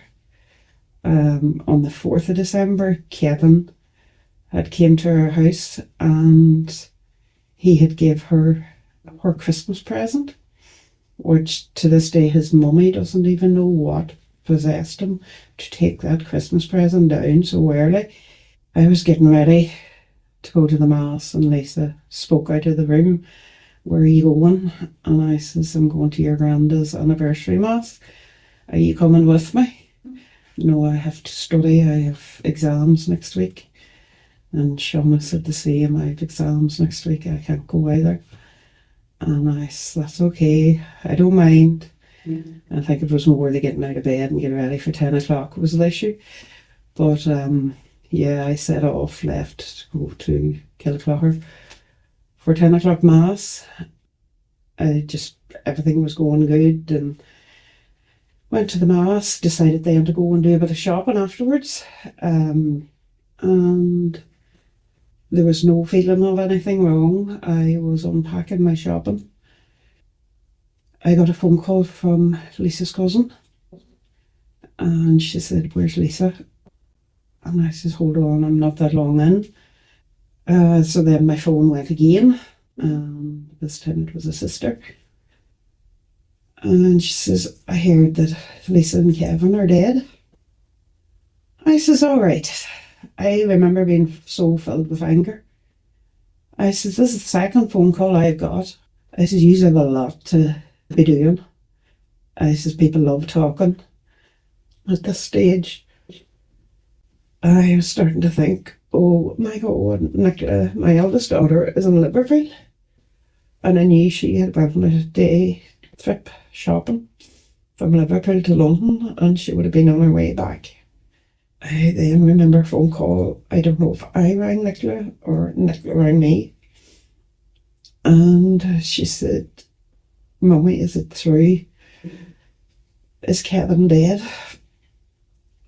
I says, "Yeah." And she says, "What about Lisa? What way is she taking it?" So I had to tell her over the phone. I says, "Lisa is also gone." And she had seen this on Facebook while she was travelling from London back to Liverpool. And that's how the news was delivered to her. I'm reading this on behalf of a family who wish to remain anonymous, but who want to stand with us and be part of change through Kiva's Law. Since launching this call for legislative change, many families have come forward to share their stories. Today, with their permission, I'm sharing the Bradley family story. In March 2022, my brother was involved in a collision between his motorbike and a car. He was well known locally. A crowd gathered on a slope overlooking the scene. Many people took out their phones and recorded what they saw. First, the aftermath, then attempts to resuscitate him, and finally his passing. Those videos were uploaded to Snapchat and other social media platforms, while his 3 children and our wider family still knew nothing about the accident. His name and those images were already being shared widely.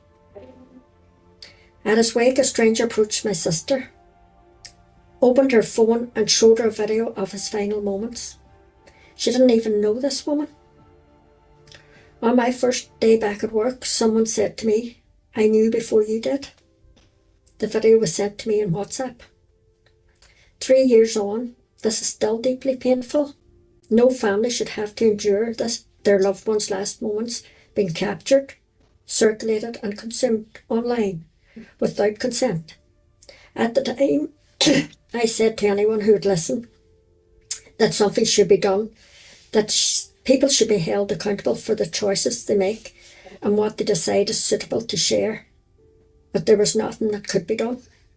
That's why we at Road Victims Support Northern Ireland Donegal are here. We need a law that protects the dignity of victims and the privacy of families at their most vulnerable time. A law that makes it an offence to capture and share images of people in medical distress or at the scene of a fatal incident without consent. We're not asking the impossible. We're asking for a basic respect, clear accountability, and a deterrent strong enough to make people think before they press, record, or share.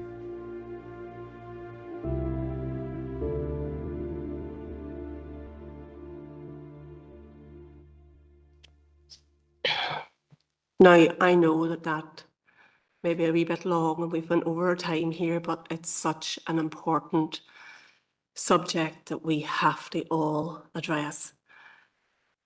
As you can imagine, it has to be so difficult for each of those families, and that behaviour is ongoing and it's becoming the norm. And we cannot normalise that behaviour. And hence, that is why that we have decided to have Kiva's Law. We want to say a huge thank you, firstly, to Jason Barr, who brought it to Derry City and Strabane Council. He had heard that we were putting this together and he came forward. Now, we have been in touch with many councillors right across Northern Ireland who have come forward to support us. And we thank each and individual one of you, because this has to be a whole cross-party support. And we thank yourselves for supporting us at this stage. We've got a lot of work to do. We need to raise awareness even more so. Our next steps, I suppose, is we put out a roundtable invite, and it has been accepted by the DFI.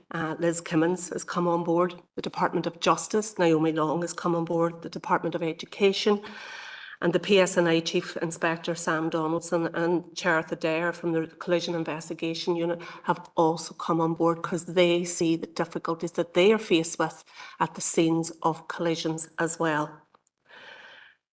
So that is our next gathering and our next fight. We have forthcoming council presentations in Mid-Ulster, in Newry and North Down, and Fermanagh and Omagh within the next 2 weeks. And we really do want to thank each and every one of you, because it started here, and it was important to start here, because this is where the O'Brien family, this is their area. And it was Marie's bravery in coming forward and saying, if this is not your story to tell, then don't tell it. And from that, we have launched Kiva's Law, and we ask you all to support that. Thank you. Thank you very much, Debbie and Eamon.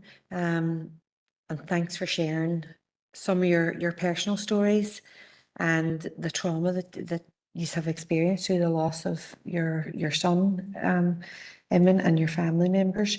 It's not easy to talk about it, let alone talk about it in a public forum like this. So I commend your bravery, and thank you very, very much for coming along and highlighting all of this really, really important information. It's an amazing organisation, and you are doing wonderful, wonderful work. And I just wish you the very best of luck.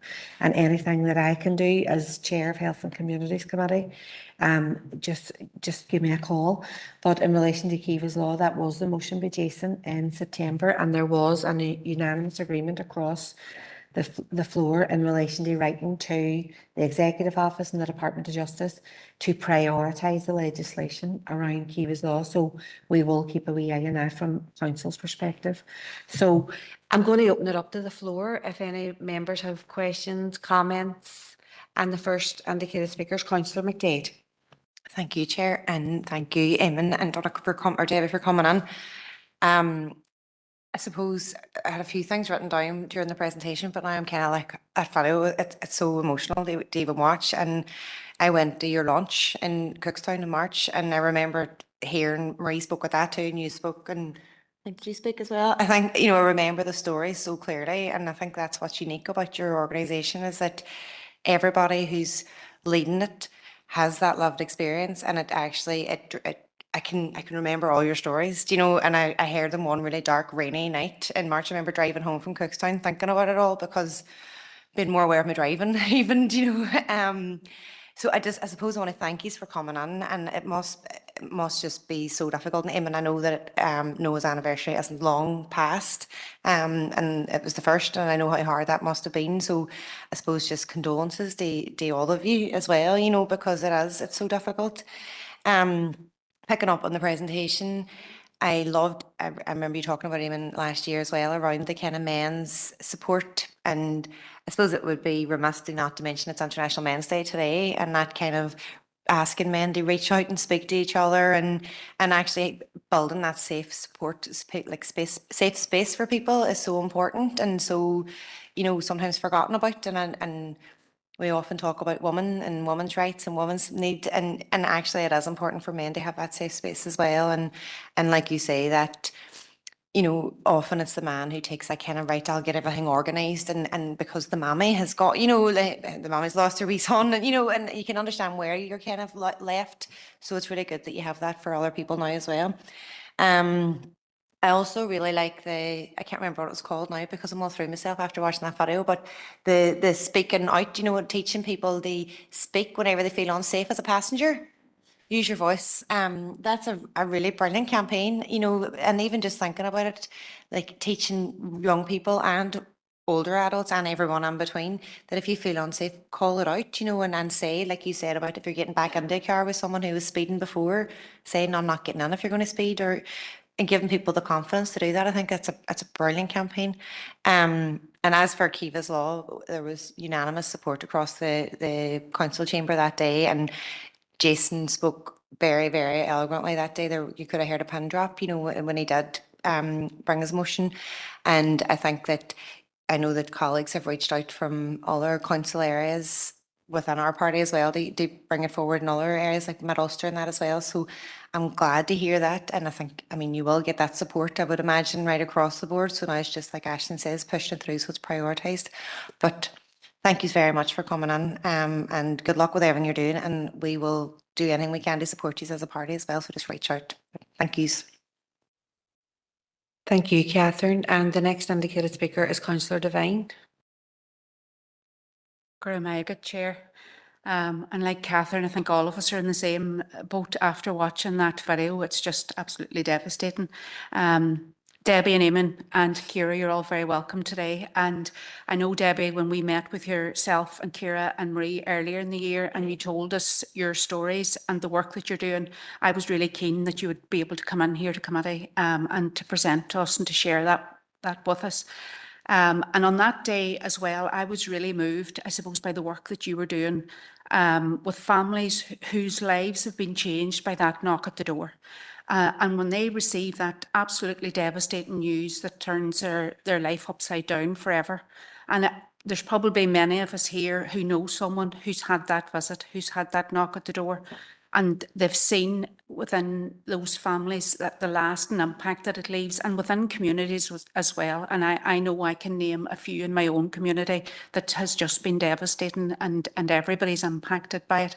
And again, as you'd mentioned earlier, we spoke earlier as well, just about that tragedy at the weekend as well. So there's more doors still continuing to be knocked.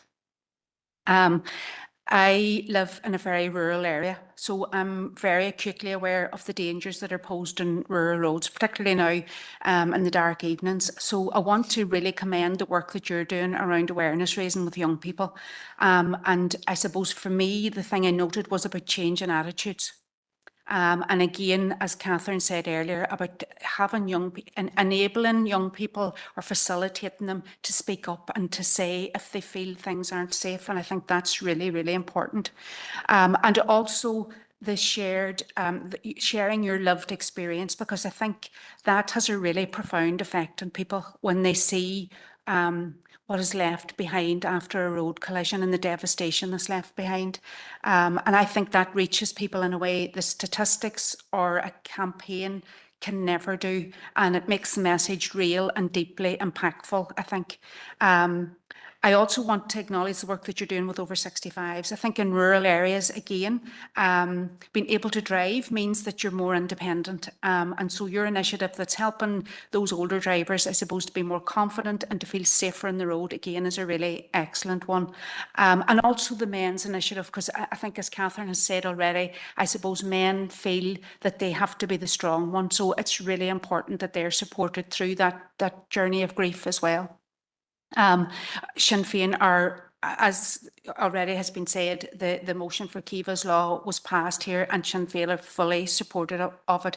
I know you've met with Minister Kimmins, and again, we just want to see that enacted now. It just seems absolutely incredible that we would have to put something like that in law, that wouldn't be common sense, that people would behave in such an unacceptable manner and show absolutely no respect for people. It just seems incredible that we should have to do that.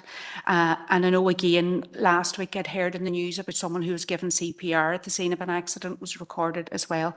And just to say that as a council, if there's anything we can do or whatever we can do to highlight or support your campaigns, we're more than willing to do that. So thank you very much for coming in today and sharing your story. Thank you, Councillor Devine. Alderman McMorris. Thank you, Chair, for letting me in, and just kind of put it on record my condolences to yourselves and to all of the families that have suffered from road traffic accidents or whatever. I agree with the other speakers. Your video was very hard hitting and very emotional. Do you know what I mean? To hear that raw, I suppose, grief through the families, you know, you can't be anything else but moved by it. And we have to admire the work that you are doing in order to drive these initiatives forward. And certainly, as everybody else has alluded to, you know, Kiva's Law is something that, you know, it was unanimously backed in this chamber, and rightly so. I really love the idea that you're doing about the QR codes. I think yes, you know, you need things simplified. When you're at your most rawest and most vulnerable, let's just say, you need simplified messages. You just cannot take in data overload like that. So I was really, really impressed with that. And the Donegal rally was a great initiative too, as well. You know, this is where a lot of car enthusiasts go to watch it, you know what I mean? And, you know, we're seeing more and more young people dying on our roads. So the more we can get that message out, the better. And hopefully, you know, we can mitigate road deaths going forward. As regards to, just want to mark, it was World Day of Remembrance for Road Traffic Victims there at the weekend. So I actually met a lot of families over the weekend there, just, you know, in regards to road traffic accidents, and I was listening to their stories, and you cannot imagine, as a mother myself, I could not imagine getting that knock at the door. It's just something that you'd never want to even comprehend that could happen. But, you know, we're all at risk of that happening when we have young people going out and the cars on the road, because cars are like lethal weapons if they're not used right. So, look, everybody is going to be of the same vein in this room. Do you know what I mean? Like, anything we can do to support awareness and around this, we're happy to do so. And I really do think it's really, really important that this Kiva's Law is passed.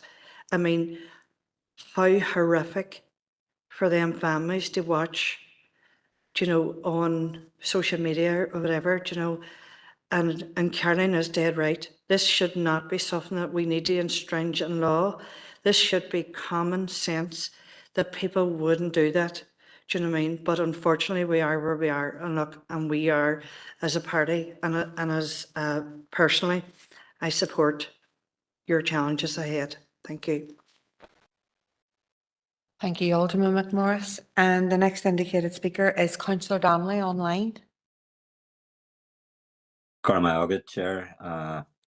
Look, I'd like to just put on record my support for your campaign. I would like to commend you for your bravery and express my solidarity for the loss of your loved ones and support for the campaign. The horrendous nature of losing a loved one in such a sudden way. I can't imagine it. I haven't experienced that, and I hope that I never do.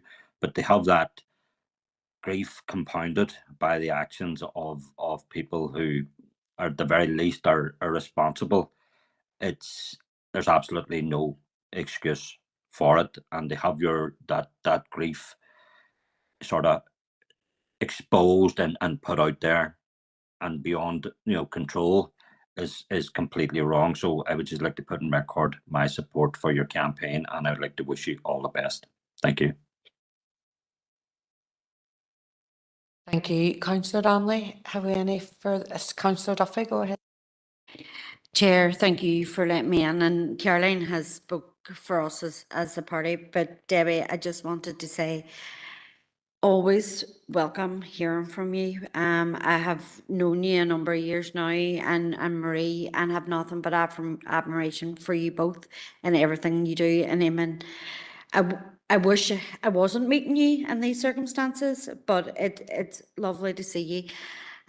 You know, you have our party support, and the work that you do, the admiration that we hold for you, the fact that you get up in the morning and you put one foot in front of the other is testament to yourselves, never mind the fact that you are working to support each other and working to support families and communities out there, and bringing together campaigns to try and prevent other families having to experience this loss and these tragedies. It always just, I take my hat off to you. And Debbie, I know that you have met with our party in different areas, and from a dairy perspective, we would love to set up a meeting with you as well, just to have conversations in terms of what we can do to support the campaigns and what you are doing, because I think that you are just fantastic what you do. It's unfortunate that we have to have these conversations, but and Marie's just a star.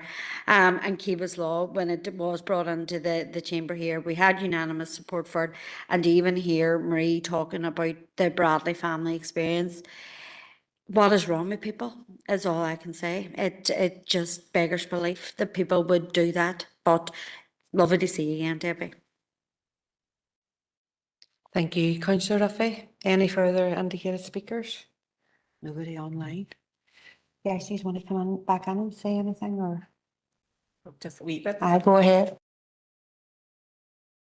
Again, I just want to say thank you to each of you, you know, to your parties, to you as individuals for supporting us, because, you know, it's very daunting for us. You know, we are just bereaved families. You know, we never thought that we would be in this position, sitting in a room like this, talking to you guys. That's your job.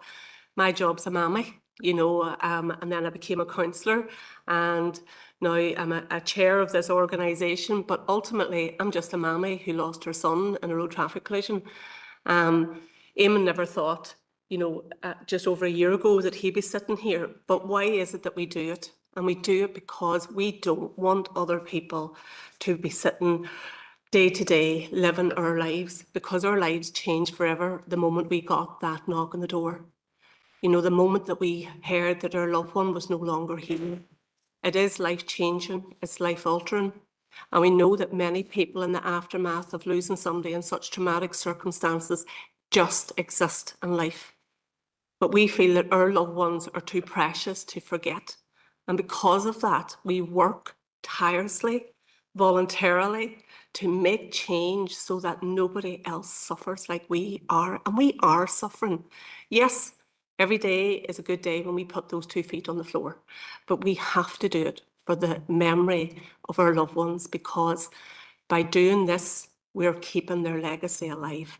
And Kiva's Law is a legacy to the O'Brien family and every family who has lost a loved one, and people disrespect their dignity and put that photograph or that image or that video out there for the public's to see. But you know, let's be honest, people get satisfaction, they get, you know, clickbait, how many views, and we live in a society that people put a value on themselves, on providing something for other people to pursue, and we have to stop that. So again, just thank you so much for allowing us into the chamber today to present to you, and for your ongoing support. And we will look forward to meeting everybody and anybody, because that's what we do. And I'll especially look forward to engaging with yourself, Sandra. Again. Thank you both very, very much again for coming in. And I suppose you talked about the whole trauma-informed approach that the organisation has, and that's brilliant, because that's a scaffolding around a family, but you also need to ensure that you are scaffolding around yourselves and around your organisation, and that's what forums like this are for, to gain that support. Eamon and Debbie, to know that your community is behind you, because you also need that support in order to continue what you're doing and build upon it. One wee point just that I picked up on when you mentioned the other groups, the DFI, the groups that you were going to be meeting with. I think from our party's perspective anyway, we have a huge campaign going on about road safety across the city and district, and a big part of that is road road signage. Some of that road signage has fallen down, it's covered with hedges, road markings aren't painted properly, and we've had incidences of near misses where children were nearly knocked down or people having a road traffic collision at a busy roundabout. So please be assured that road safety is on our sort of map as well in relation to keeping people safe every day in built up communities and speed limits and back roads and stuff like that. So it was lovely to meet you, Debbie, and I know Eamon. And yous are absolutely amazing, and I wish you the very, very best of luck and looking forward to meeting yous again. Thank you. Thank you so much. Thank you. Have a nice evening. Perfect.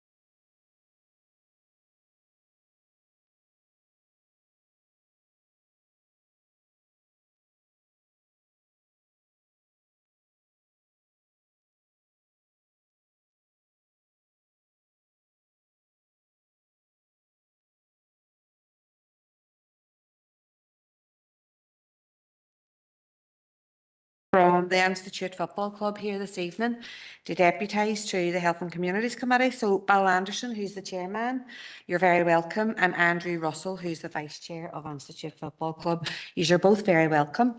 We give 10 minutes for the presentation and then we open questions to the floor. Paul will assist you with your presentation, so you can just say next slide whenever you're ready to move on. So thanks for coming in and we're looking forward to hearing from you. Thank you. Okay, Ashley, thank you very much. We're delighted to be here, elected members and council officials, to make a presentation. We've had a number of informal discussions up until this point, but we're glad to be able to make an official presentation. So you'll see our first slides on the screen. I should declare that I'm also the chairperson of the Derry City and Strabane District Council Sports Forum, representing all sports to council, and I'm Institute's representative on the Northwest Community Wealth Building Partnership. So I have a number of hats, but I'm here today to speak to you specifically about Institute Football Club. Institute Football Club was originally part of the Presbyterian Working Men's Institute, which was formed in 1882, and a football club associated with that called North End FC in 1893, which then subsequently folded and gave rise to the formation of Institute Football Club in 1905. So just as a marker, we are 23 years older than Derry City Football Club. We're older than Northern Ireland. And we're almost as old as this historic building in which we sit, which is one of the iconic buildings of the city. So we are clearly an iconic representation of the communal sporting and cultural heritage of this city, and we pride ourselves in that. And we believe that we and you, as elected members and appointed officials of the council, have a civic duty to protect and promote the city's iconic institutions. We were originally based in the Diamond from 1905 to 1975, or to 1980 rather, 75 years. And unfortunately, as a consequence of our troubles, I think that's the euphemism that we use, the building was damaged in a bombing campaign, and as was the YMCA building on the east wall, and together we sought at other premises outside the city walls. And we found property out at Drumahoe, and we both moved out there in 1980. And there were similar values, if you like, within our football club and the YMCA, in that we were both community oriented and trying our best to provide all sorts of community benefits for the local population. That worked okay until about 2008, and then there was a bit of a breakdown in the relationship between the YMCA and the club.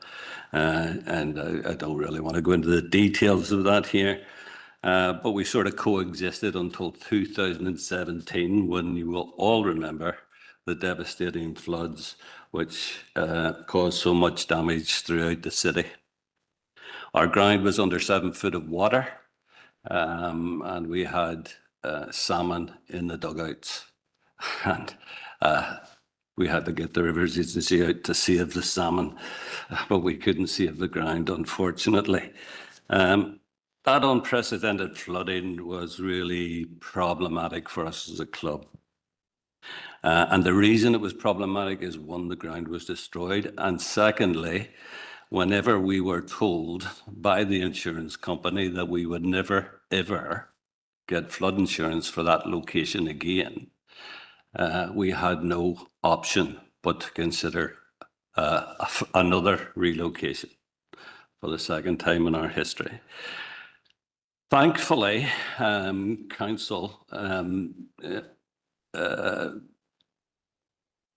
not sure what the word is, Barry, perhaps you can get me, but commissioned an independent survey run by OTM Consulting, who looked at a number of possible alternative locations for us. We couldn't rebuild the ground. We couldn't get flood insurance. You need that for your licensing, IFA licensing, etc., etc. And indeed, we know that it's flooded 4 or 5 times since 2017. So any work that we would have done would have been undermined completely. As a consequence of that survey or report done by ODM Consulting, a number of potential locations were identified, but Clooney Park West was decided independently to be the most appropriate location for us. And as a consequence of that, when Clooney Park West, the playing fields at Clooney Park West came up for rental, we made an open application along with a number of other organisations, and we have been given preferred tenant status on the Clooney Park West site. And that was a couple of years ago. So as part of our development process, we had identified that as our new home. Now, many of you will be aware that the recent developments in terms of the Northern Ireland Football Fund, which we had targeted, have really come to a bit of a halt because of various court cases and so on and so forth. During that time then, when the ground was flooded, we managed to get permission to play at Wilton Park, which is next door to Brigade there, with the cooperation of Churchill Football Club and the Irish Football Association. Against all the odds, we actually won the championship that year, and we got promoted to the Premiership. I don't know. I really don't know what happened. It was kind of like natural disaster followed by a season of just brilliant football. When we got promoted, of course, we had to have a ground which met the standards, Premiership standards, and we didn't have one. The only one that was available here was the Ryan McBride Brandywell Stadium. And with the help of council and cooperation from Derry City FC, we ended up moving what we thought was a temporary it was a temporary move for us into the Brandywell while we sorted out something else. We've been there ever since, so it's been 7 years. During that time, we've had COVID, and we've had a relegation from the Premiership to the Championship as a consequence of the season being curtailed because of COVID. And then just last season, well, 23-24, we were beaten in a two-legged playoff against Ballymena, a promotion playoff, so narrowly missed out on promotion to the Premiership again. We are a very resilient club, and we keep battling away, although we have come up against a number of obstacles, and we're here to ask for council's support in terms of moving us forward. The Brandywell has been really good to us. The people of the Brandywell, people of the Bogside, people of the Creggan have been good to us, and many positive relationships have developed and been built over the last 7 years. But the Brandywell is not our home. In actual fact, it's not legally Derry City's home, but I believe that council are working hard to ensure that that might be the case going forward. Every football club needs a home, and we have sympathy with Derry City in terms of being able to be in control of their own destiny, because we look for the same. We have recently worked with the Ryan McBride Foundation, currently working with them in a funded Peace Plus program aimed at 16 to 25-year-olds which is cross-community and cross-border. We know that this city has the highest male suicide rate in Ireland, and we believe that football has a big role to play in terms of addressing those issues. However, whilst we were at the Brandywell, we didn't rest on our laurels. We were in survival mode, trying to stay alive, but we realised the need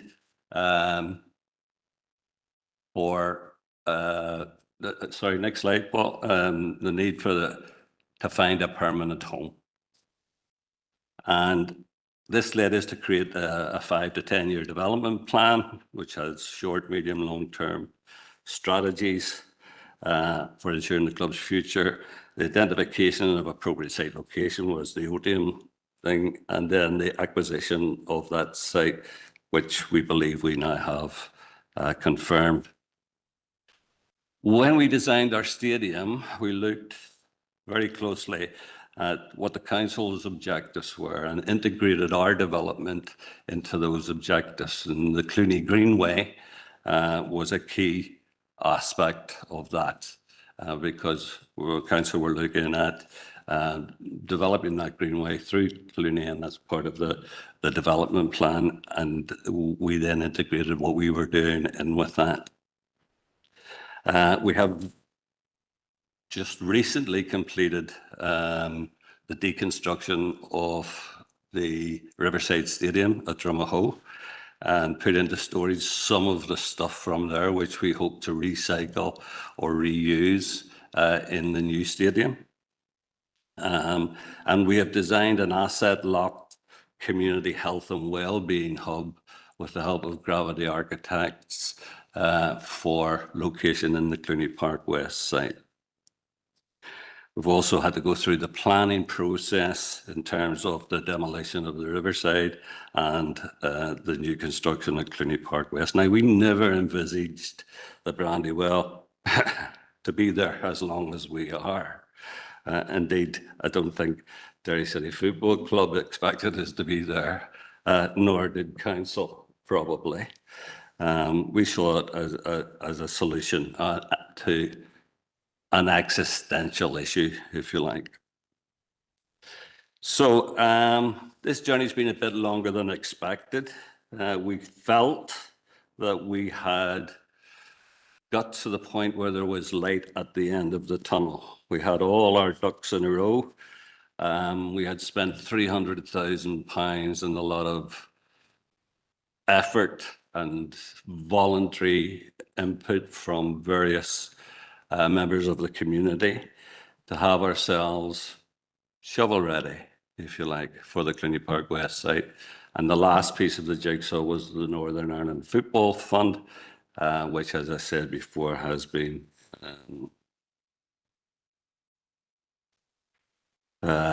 halted for now, on hold, yeah. So I hope that gives you an example of the club's exceptional resilience and strength. I believe that it is, it's rooted in the community values that the club espouses and a well-developed moral compass. And that ensures that individual and community well-being are at the centre of everything that the club does. Sporting success is only another vehicle for promoting individual and community well-being and pride and cohesion and a sense of belonging and a sense of value for young people and older people like me as well. So if I could go to the next slide, please, Paul, just to give you an idea of what our club ethos is. Our mantra is people, potential, performance. We are focused on our community. We are focused on the people of this city. We try and identify individuals who have the potential to contribute to the well-being and success of our club and our community. And that potential can be football related, can be related to helping out with other things in the club, right down to washing the kit, to whatever. Anybody who wants to contribute to Institute Football Club is more than welcome. And performance is an outcome, we believe, of that ethos. We have a lot of very good young footballers from this city and the hinterland who are now making it through into senior football. We're one of only 2 senior clubs in the city. It's, I suppose, unique that we have one club which plays in the FAI and one club which plays in the IFA. So we have 2 clubs playing in 2 different jurisdictions at the same venue, and I don't think that there is another city in Europe or the UK that has that. And that has developed, and that has allowed football to develop as a mechanism for creating community cohesion and bringing people together. We focus on health and well-being. As I said, community cohesion. We have in our design of the new stadium, we had worked with the University of Ulster. I'm ex-University of Ulster. I taught there for 27 years. And with the Northwest Regional College, who are both committed to providing education at the new stadium. No longer can you build a stadium which is 2 nights a week and Saturday for training and football. You have to have a community hub which can be used by all of the community, 9 till 11 or whenever. 20, I was going to say 24 hours a day, but it's probably too much of an ask. But certainly from early morning till late evening, when people can use that facility for football, but also for other things. And we'll be talking to the Northwest health authorities about putting some frontline medical provision in there as well. So you can see our vision is something more than a football vision. We hope to create local employment, and in our application to the Department for Communities in relation to the Football Fund, we were able to show that £1 invested in a community health and wellbeing hub has about, according to all the evidence, about £7 return in terms of community value. So we're talking about something that will benefit the whole community. Next slide, please, Paul. So just a summary then. Our club motto is actually the burning bush, which is the Presbyterian Church logo. And we think that the Latin below the burning bush is, I suppose, relevant, very relevant for us. The Latin is ardens sed virens, which actually means burning but flourishing. So we believe that we have struggled. We have come through quite a lot. We've come through the troubles. We've survived natural disasters. We've come through the COVID pandemic and relegation associated with that. And we don't know whether we've survived the Northern Ireland Football Fund yet or not. But we are still hopeful, and we are still investigating other avenues. Financial stability or sustainability is one of the issues that we have. And being at the Brandywell has presented us with lots of opportunity, but also lots of challenges. And for instance, it ensured the club's survival.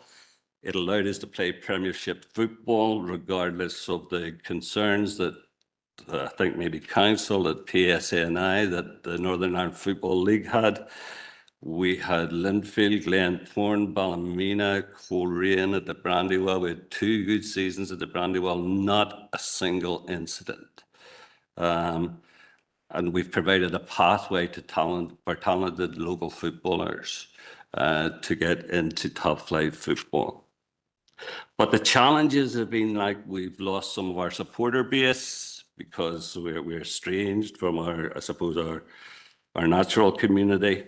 And there's been a bit of erosion of club identity. We've had some loss of our under 7 to under 15 age groups because we can no longer provide a facility for them. We loss of income generation opportunities. For instance, we can't have advertising boards around the Brandywell because the Brandywell has been populated by all Derry City advertising boards, and that's okay, and we understand that that's a legacy, and that's where we are with that. That has prevented this, obviously, in terms of generating sponsorship and stuff like that. You have to have advertising boards, and we're speaking to council about that, and council are looking at that as we speak. We now are faced with a situation going forward where the main tenant of the Brandywell, Derry City, are looking to put down a new pitch, and I believe discussions are ongoing with council about that. That would be a hybrid pitch, not a 3G pitch as it is now, or 4G pitch, and that would have consequences for us as a club. It will mean that the fewer hours that can be used, etc., etc. We are discussing that with Derry City Football Club, and we are discussing it with council at the minute and what the implications of that are. But we are absolutely convinced that a new facility at Clooney Park West is what we need to survive going forward, and we believe that that can be beneficial both to Derry City Football Club and to council's footballing provision across the city, because I understand that it is stretched, particularly when we look at floodlit training facilities and stuff like that, which are few and far between. I'm almost finished. I see you looking at me there. But I just wanted to finally highlight some of the asks that we might have for council. And that would be, first of all, a recognition of both the historical and current importance of Institute to the physical, social, cultural and economic well-being of the community. Now, we know that that's there and that it's bubbling under the surface because we have that widespread cross-party support for the Clooney Park West site. And that tells us that there is goodwill there. We need to crystallise that, and we need to put it into some form of practical effort, practical help. We will be looking for practical support and cooperation in furthering the club's existential and community-oriented aims and objectives. And I think I've outlined those. We would ask the council to be adopting a positive disposition in relation to the current planning application for the Clooney Park West site, because although it is submitted and is going through the process, we haven't had any feedback from that yet. We need, in order to keep on doing what we're doing, access to, I guess, facilities that the council have, and I think that we are doing our best with what we have, but we could do with more facilities in the short term. And then we want to ask for council support with the identification of potential acquisition of capital funding opportunities. Now, this council has been absolutely brilliant in being able to identify and tie down some funding opportunities for this city. You can see how much this city has developed. I came here in 1989, and over the last 10 years, this city has, with city deals and shared island funding and so on and so forth, it's just been amazing. And there's expertise and people in council and people with knowledge that can help us achieve what we are trying to achieve for the city as well. And we would ask council to make that expertise and those personnel available to us going forward to try and help us achieve our objectives. There may be additional suggestions and further discussion that you want to have after this presentation, but I would like to thank you very much. I'm an optimist by nature. Someone once told me that optimists on average live 7 years longer than pessimists. So I intend to get my 7 years, and I would like to take the rest of you with me if that's possible. Thank you.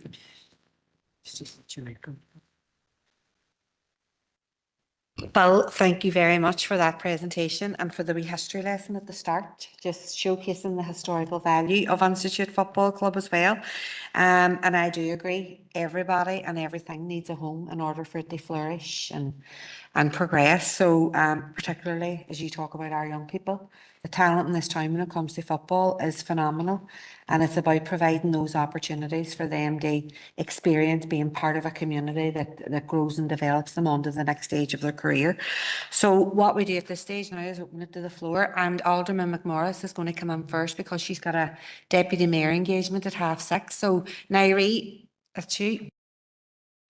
Cheers, and thank you for letting me in first, because I do have to go. But Bill, Andrew, you are very welcome, and it goes without saying that you will always have our support in regards to, I suppose, reintegrating yourself back into the water side, and certainly, with your ambitious plans for Clooney Park West. But I just wanted to say too, we had a deputation there about SCEG and about the importance of community infrastructure. And we're talking about health imbalances and inequalities. And I think the project that you have here is something it's not just needed. It's something that, it's a core foundation of what we really need on the water side, because without the infrastructure, we cannot develop and basically meet all the needs of the people within the water side. The programme that you have is rightly so not just football. Do you know what I mean? I know very little about football. There's no point in me even saying I do. But what I do know is that, we need good community infrastructure within the water side. We need things that's going to look at the health benefits for the people that lives not just in the water side, but the whole city, because your football group is cross-community. It's embedded into both communities. This is something that, will bring down barriers, and it's not divisive in any way. Do you know what I mean? So I think it's really important that we do everything that we can to install the infrastructure that you need in order to address all them inequalities that we have. I totally get, the fact that you have been displaced by so many tragic events, that it has had a massive impact on your business case and how you see yourselves going forward, because without advertising and all that kind of stuff, your financial income has dropped dramatically. And I know what you're saying when you're saying about your fan base is a bit displaced as well at the moment, you know what I mean? So I think us as a council have to kind of do everything that we can in order to help using as a senior league club, and we're very unique in the fact that we have 2 senior league clubs within our city, and they're playing in different leagues. So we have the best of every world. Do you know what I mean? So what we have done and seen this last while is the development of the Brandywell, and now we need to get our shoulders behind the wheel and see the investment now into your club, and for all the health benefits that'll bring. So it goes without saying, do you know what I mean, that you will have our support.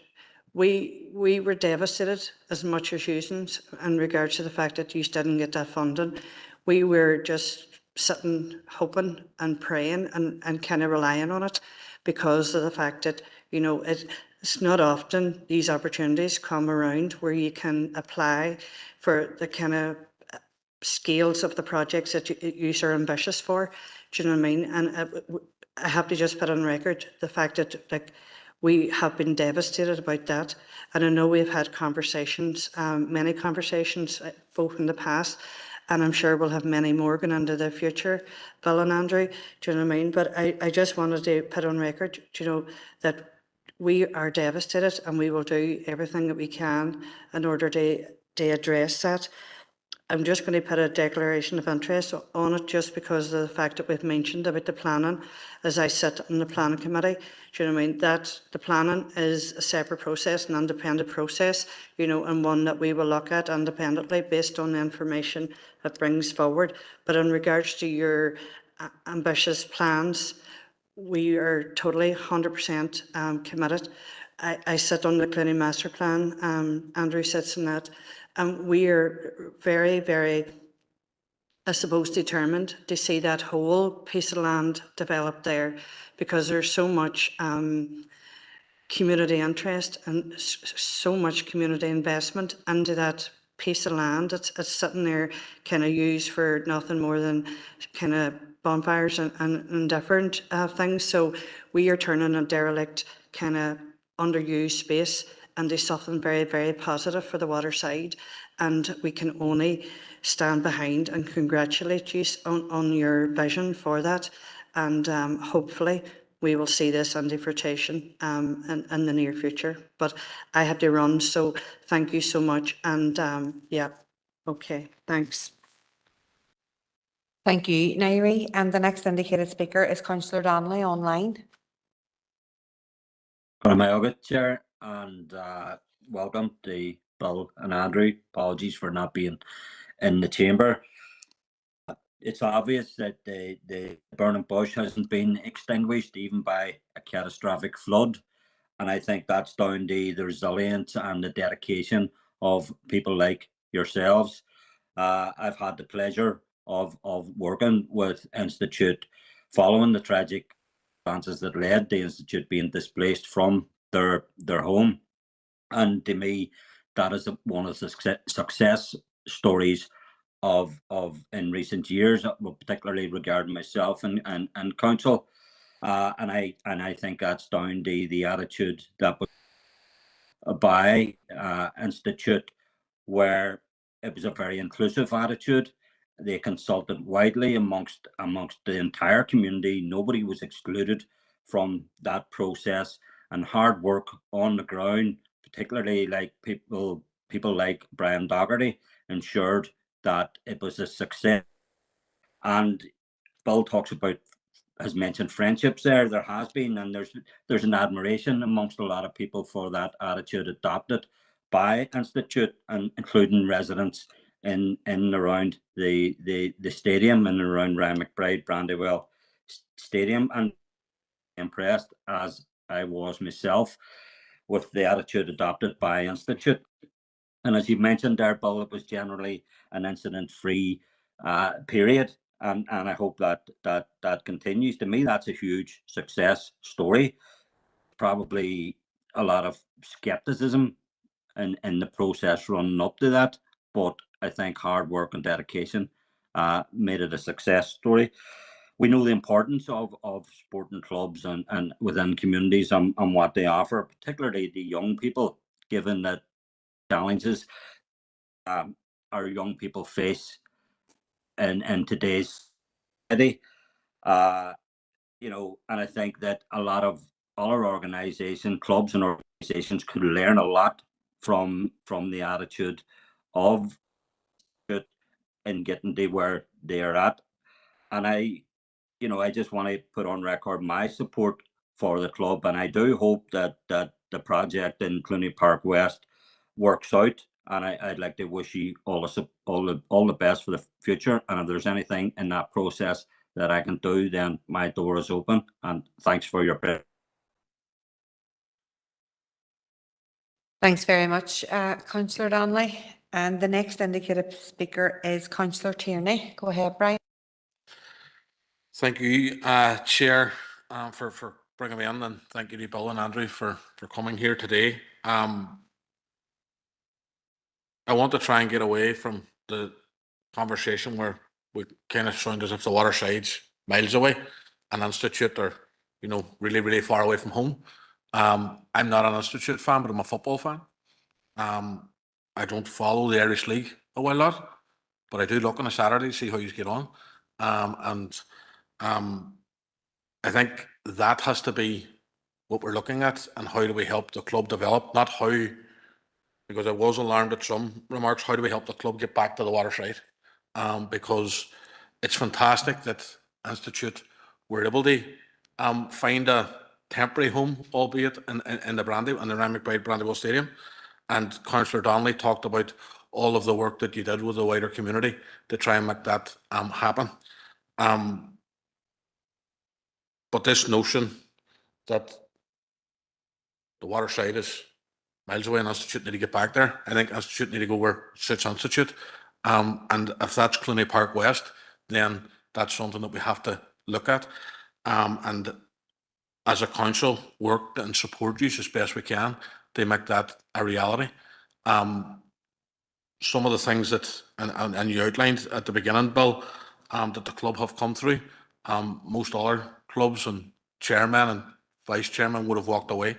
So the fact that you're still there and still ploughing on is testament to you and what you want to do for the wider community across the city, and the opportunities that you want to provide young people across the city. In terms of council support and what we can do, we're definitely open to supporting Institute in whatever way we can.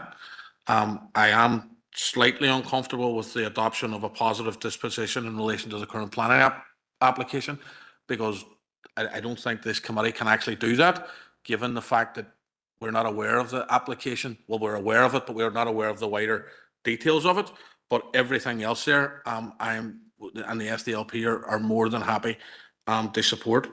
I think everybody across the Northwest was bitterly disappointed with the outcome of the Northern Ireland Football Fund. And when you look at the Northern Ireland Football Fund was allegedly to tackle need, there is no greater need than Institute. And I think that's where we need to get back to, and how we support the development of the club. I've been at Clooney Park West during the Foyle Cup, and it's a fantastic facility for underage football, but I appreciate and acknowledge that Institute need a home, and that's where they're going. Bill, you did talk about Clooney Park West, whilst it becoming Institute home, would offer footballing opportunities as well for the wider community. Could you maybe elaborate on that a wee bit in terms of what that would look like? Because I would be interested to hear that, because, and you touched on, you know, our own pitch availability or lack of availability, if you like, and how you see Clooney Park West playing a role in trying to help with that. I don't want to sound negative or as if I'm against it. I've just got some questions.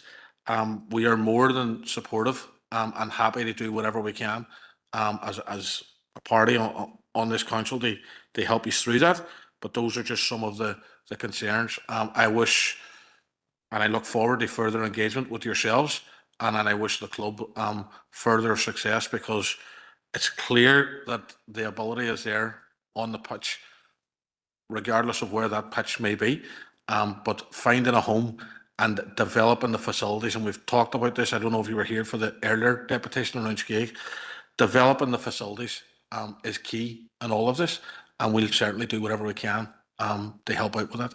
Thank you. Sorry, Councillor Clooney. Thank you for your questions and your comments.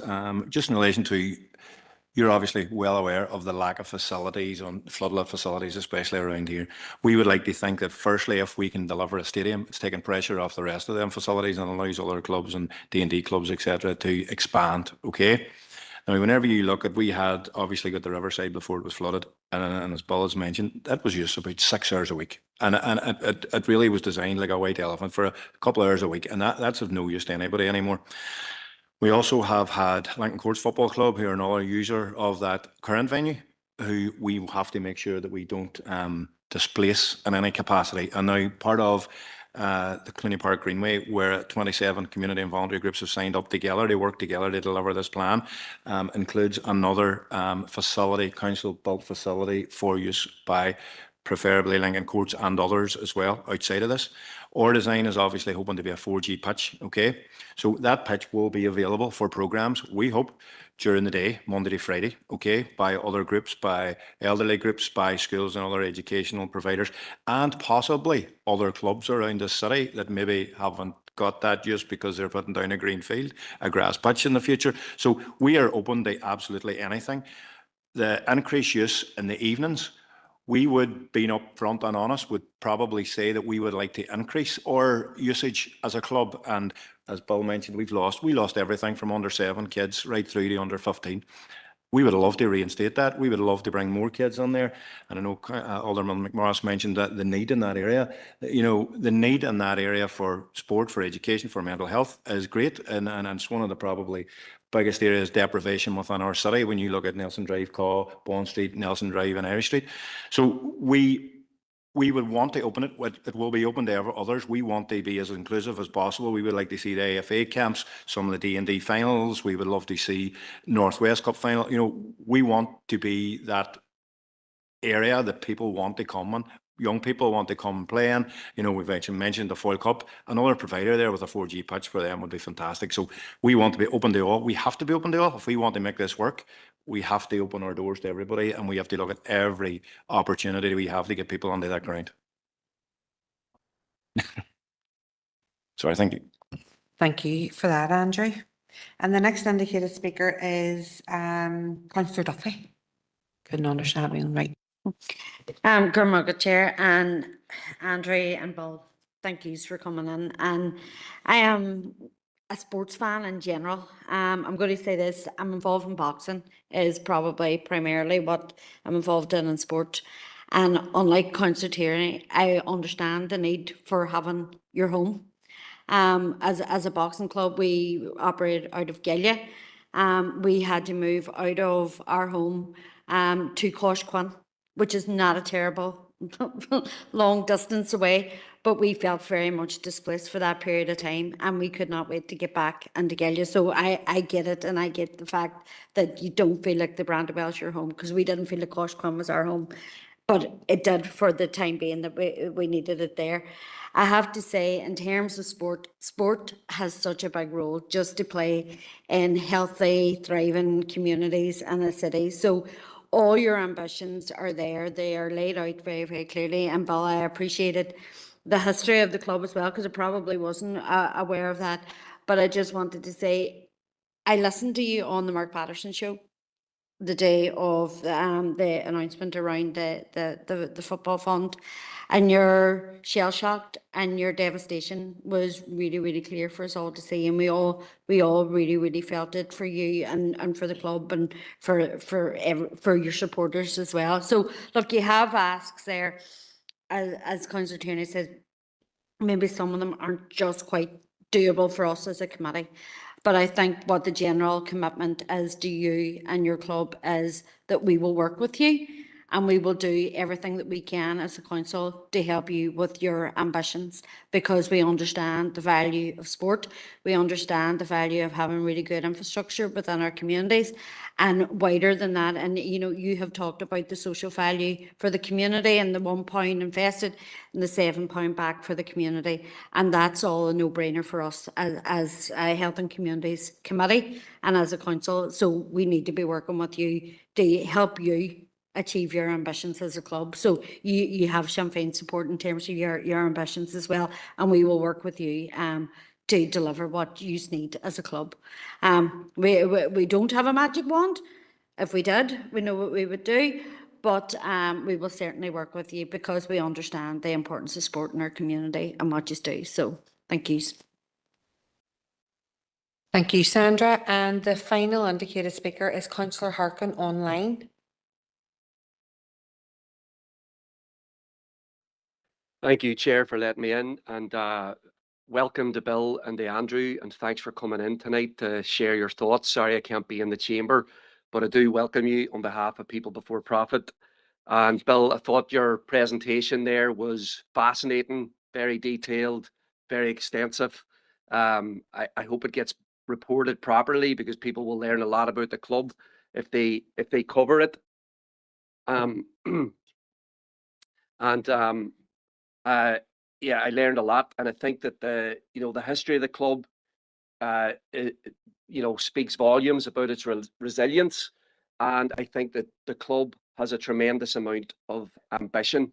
And I think that's why Institute, like Derry City, had applied to the football fund, and it was devastating when neither club got access to the funding that they desperately need. And we know that this Institute needs a home. It doesn't have a stadium. It needs a stadium to be able to thrive and develop and to do everything that is within the ambition of the club in terms of bringing through players, being part of the community. I mean, one second, boys. Sorry.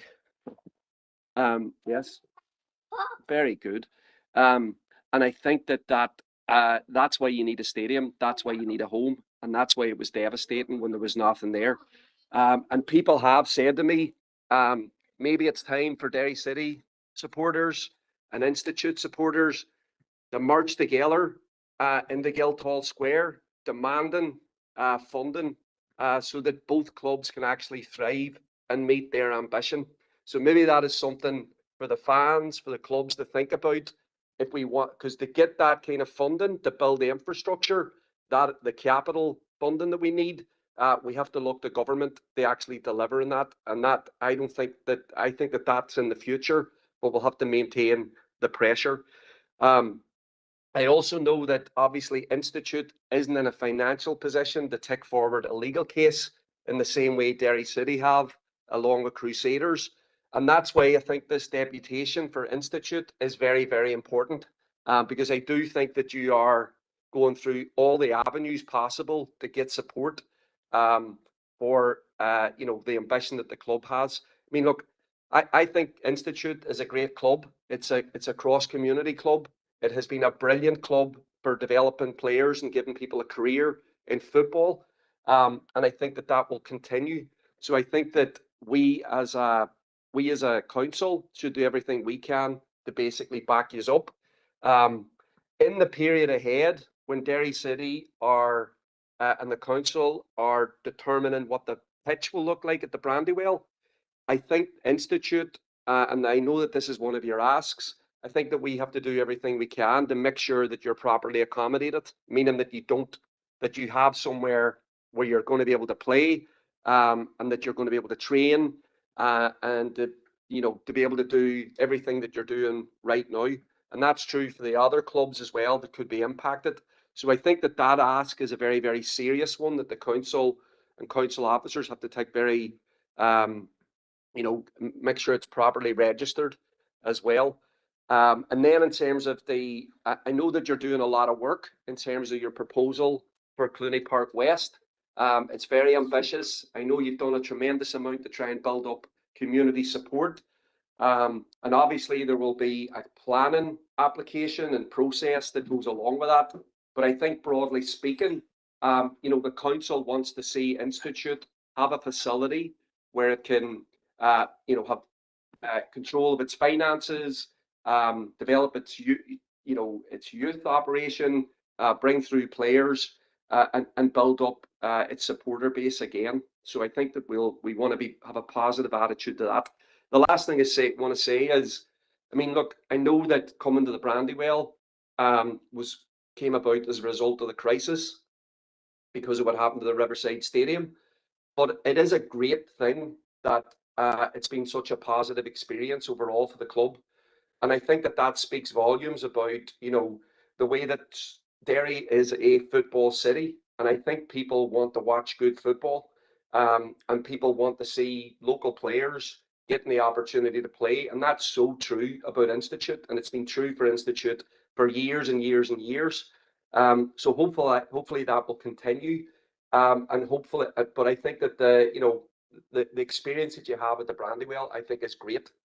Even though I know you won't see that as your long-term home, but I think that that's a very positive thing that speaks about the city, about football fans, and I think we should be on the front foot for both clubs going forward. So again, thank you for coming in, and sorry I'm not there.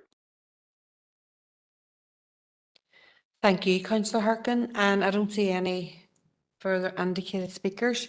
So you can come in ahead, go ahead, Bill. Yeah, the first thing I would say is that I know that we have a history in our wee country of maybe politicising things, but you know, if Spurs and Chelsea were looking for two separate places in London, wouldn't really be an issue, and you could talk about the different stories. We've been very, very, let's say, specific about the fact that, you know, we do have a following on the waterside, and the waterside would be a natural location for us. But we offered Drumahoe to Derry City when the Brandywell was being redeveloped, and Philip does a lot of work for Derry City, and is absolutely brilliant and has my utmost respect. Indeed, my players always ask us, how come Derry City get a fairly wealthy chairman at Bill and we get a pensioner? So, well, that's just the luck of the draw. But, you know, Philip and Derry City and ourselves have worked very cooperatively together. They see no reason, and they were as disappointed for us as we were for them.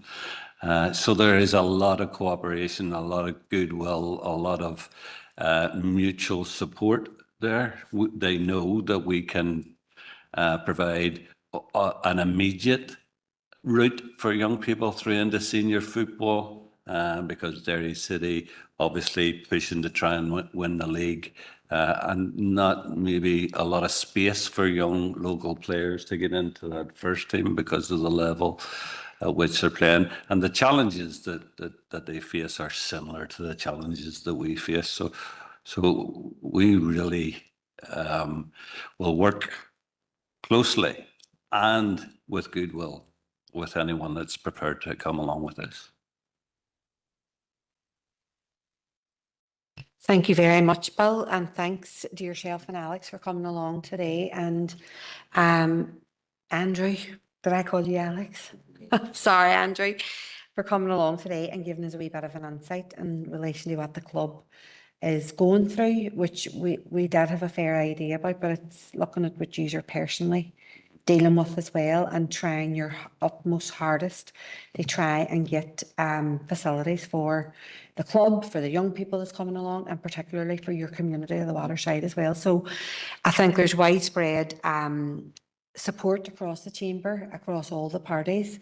When it comes to health and wellbeing, we need to be supporting any organisation that's going to be providing health and wellbeing services.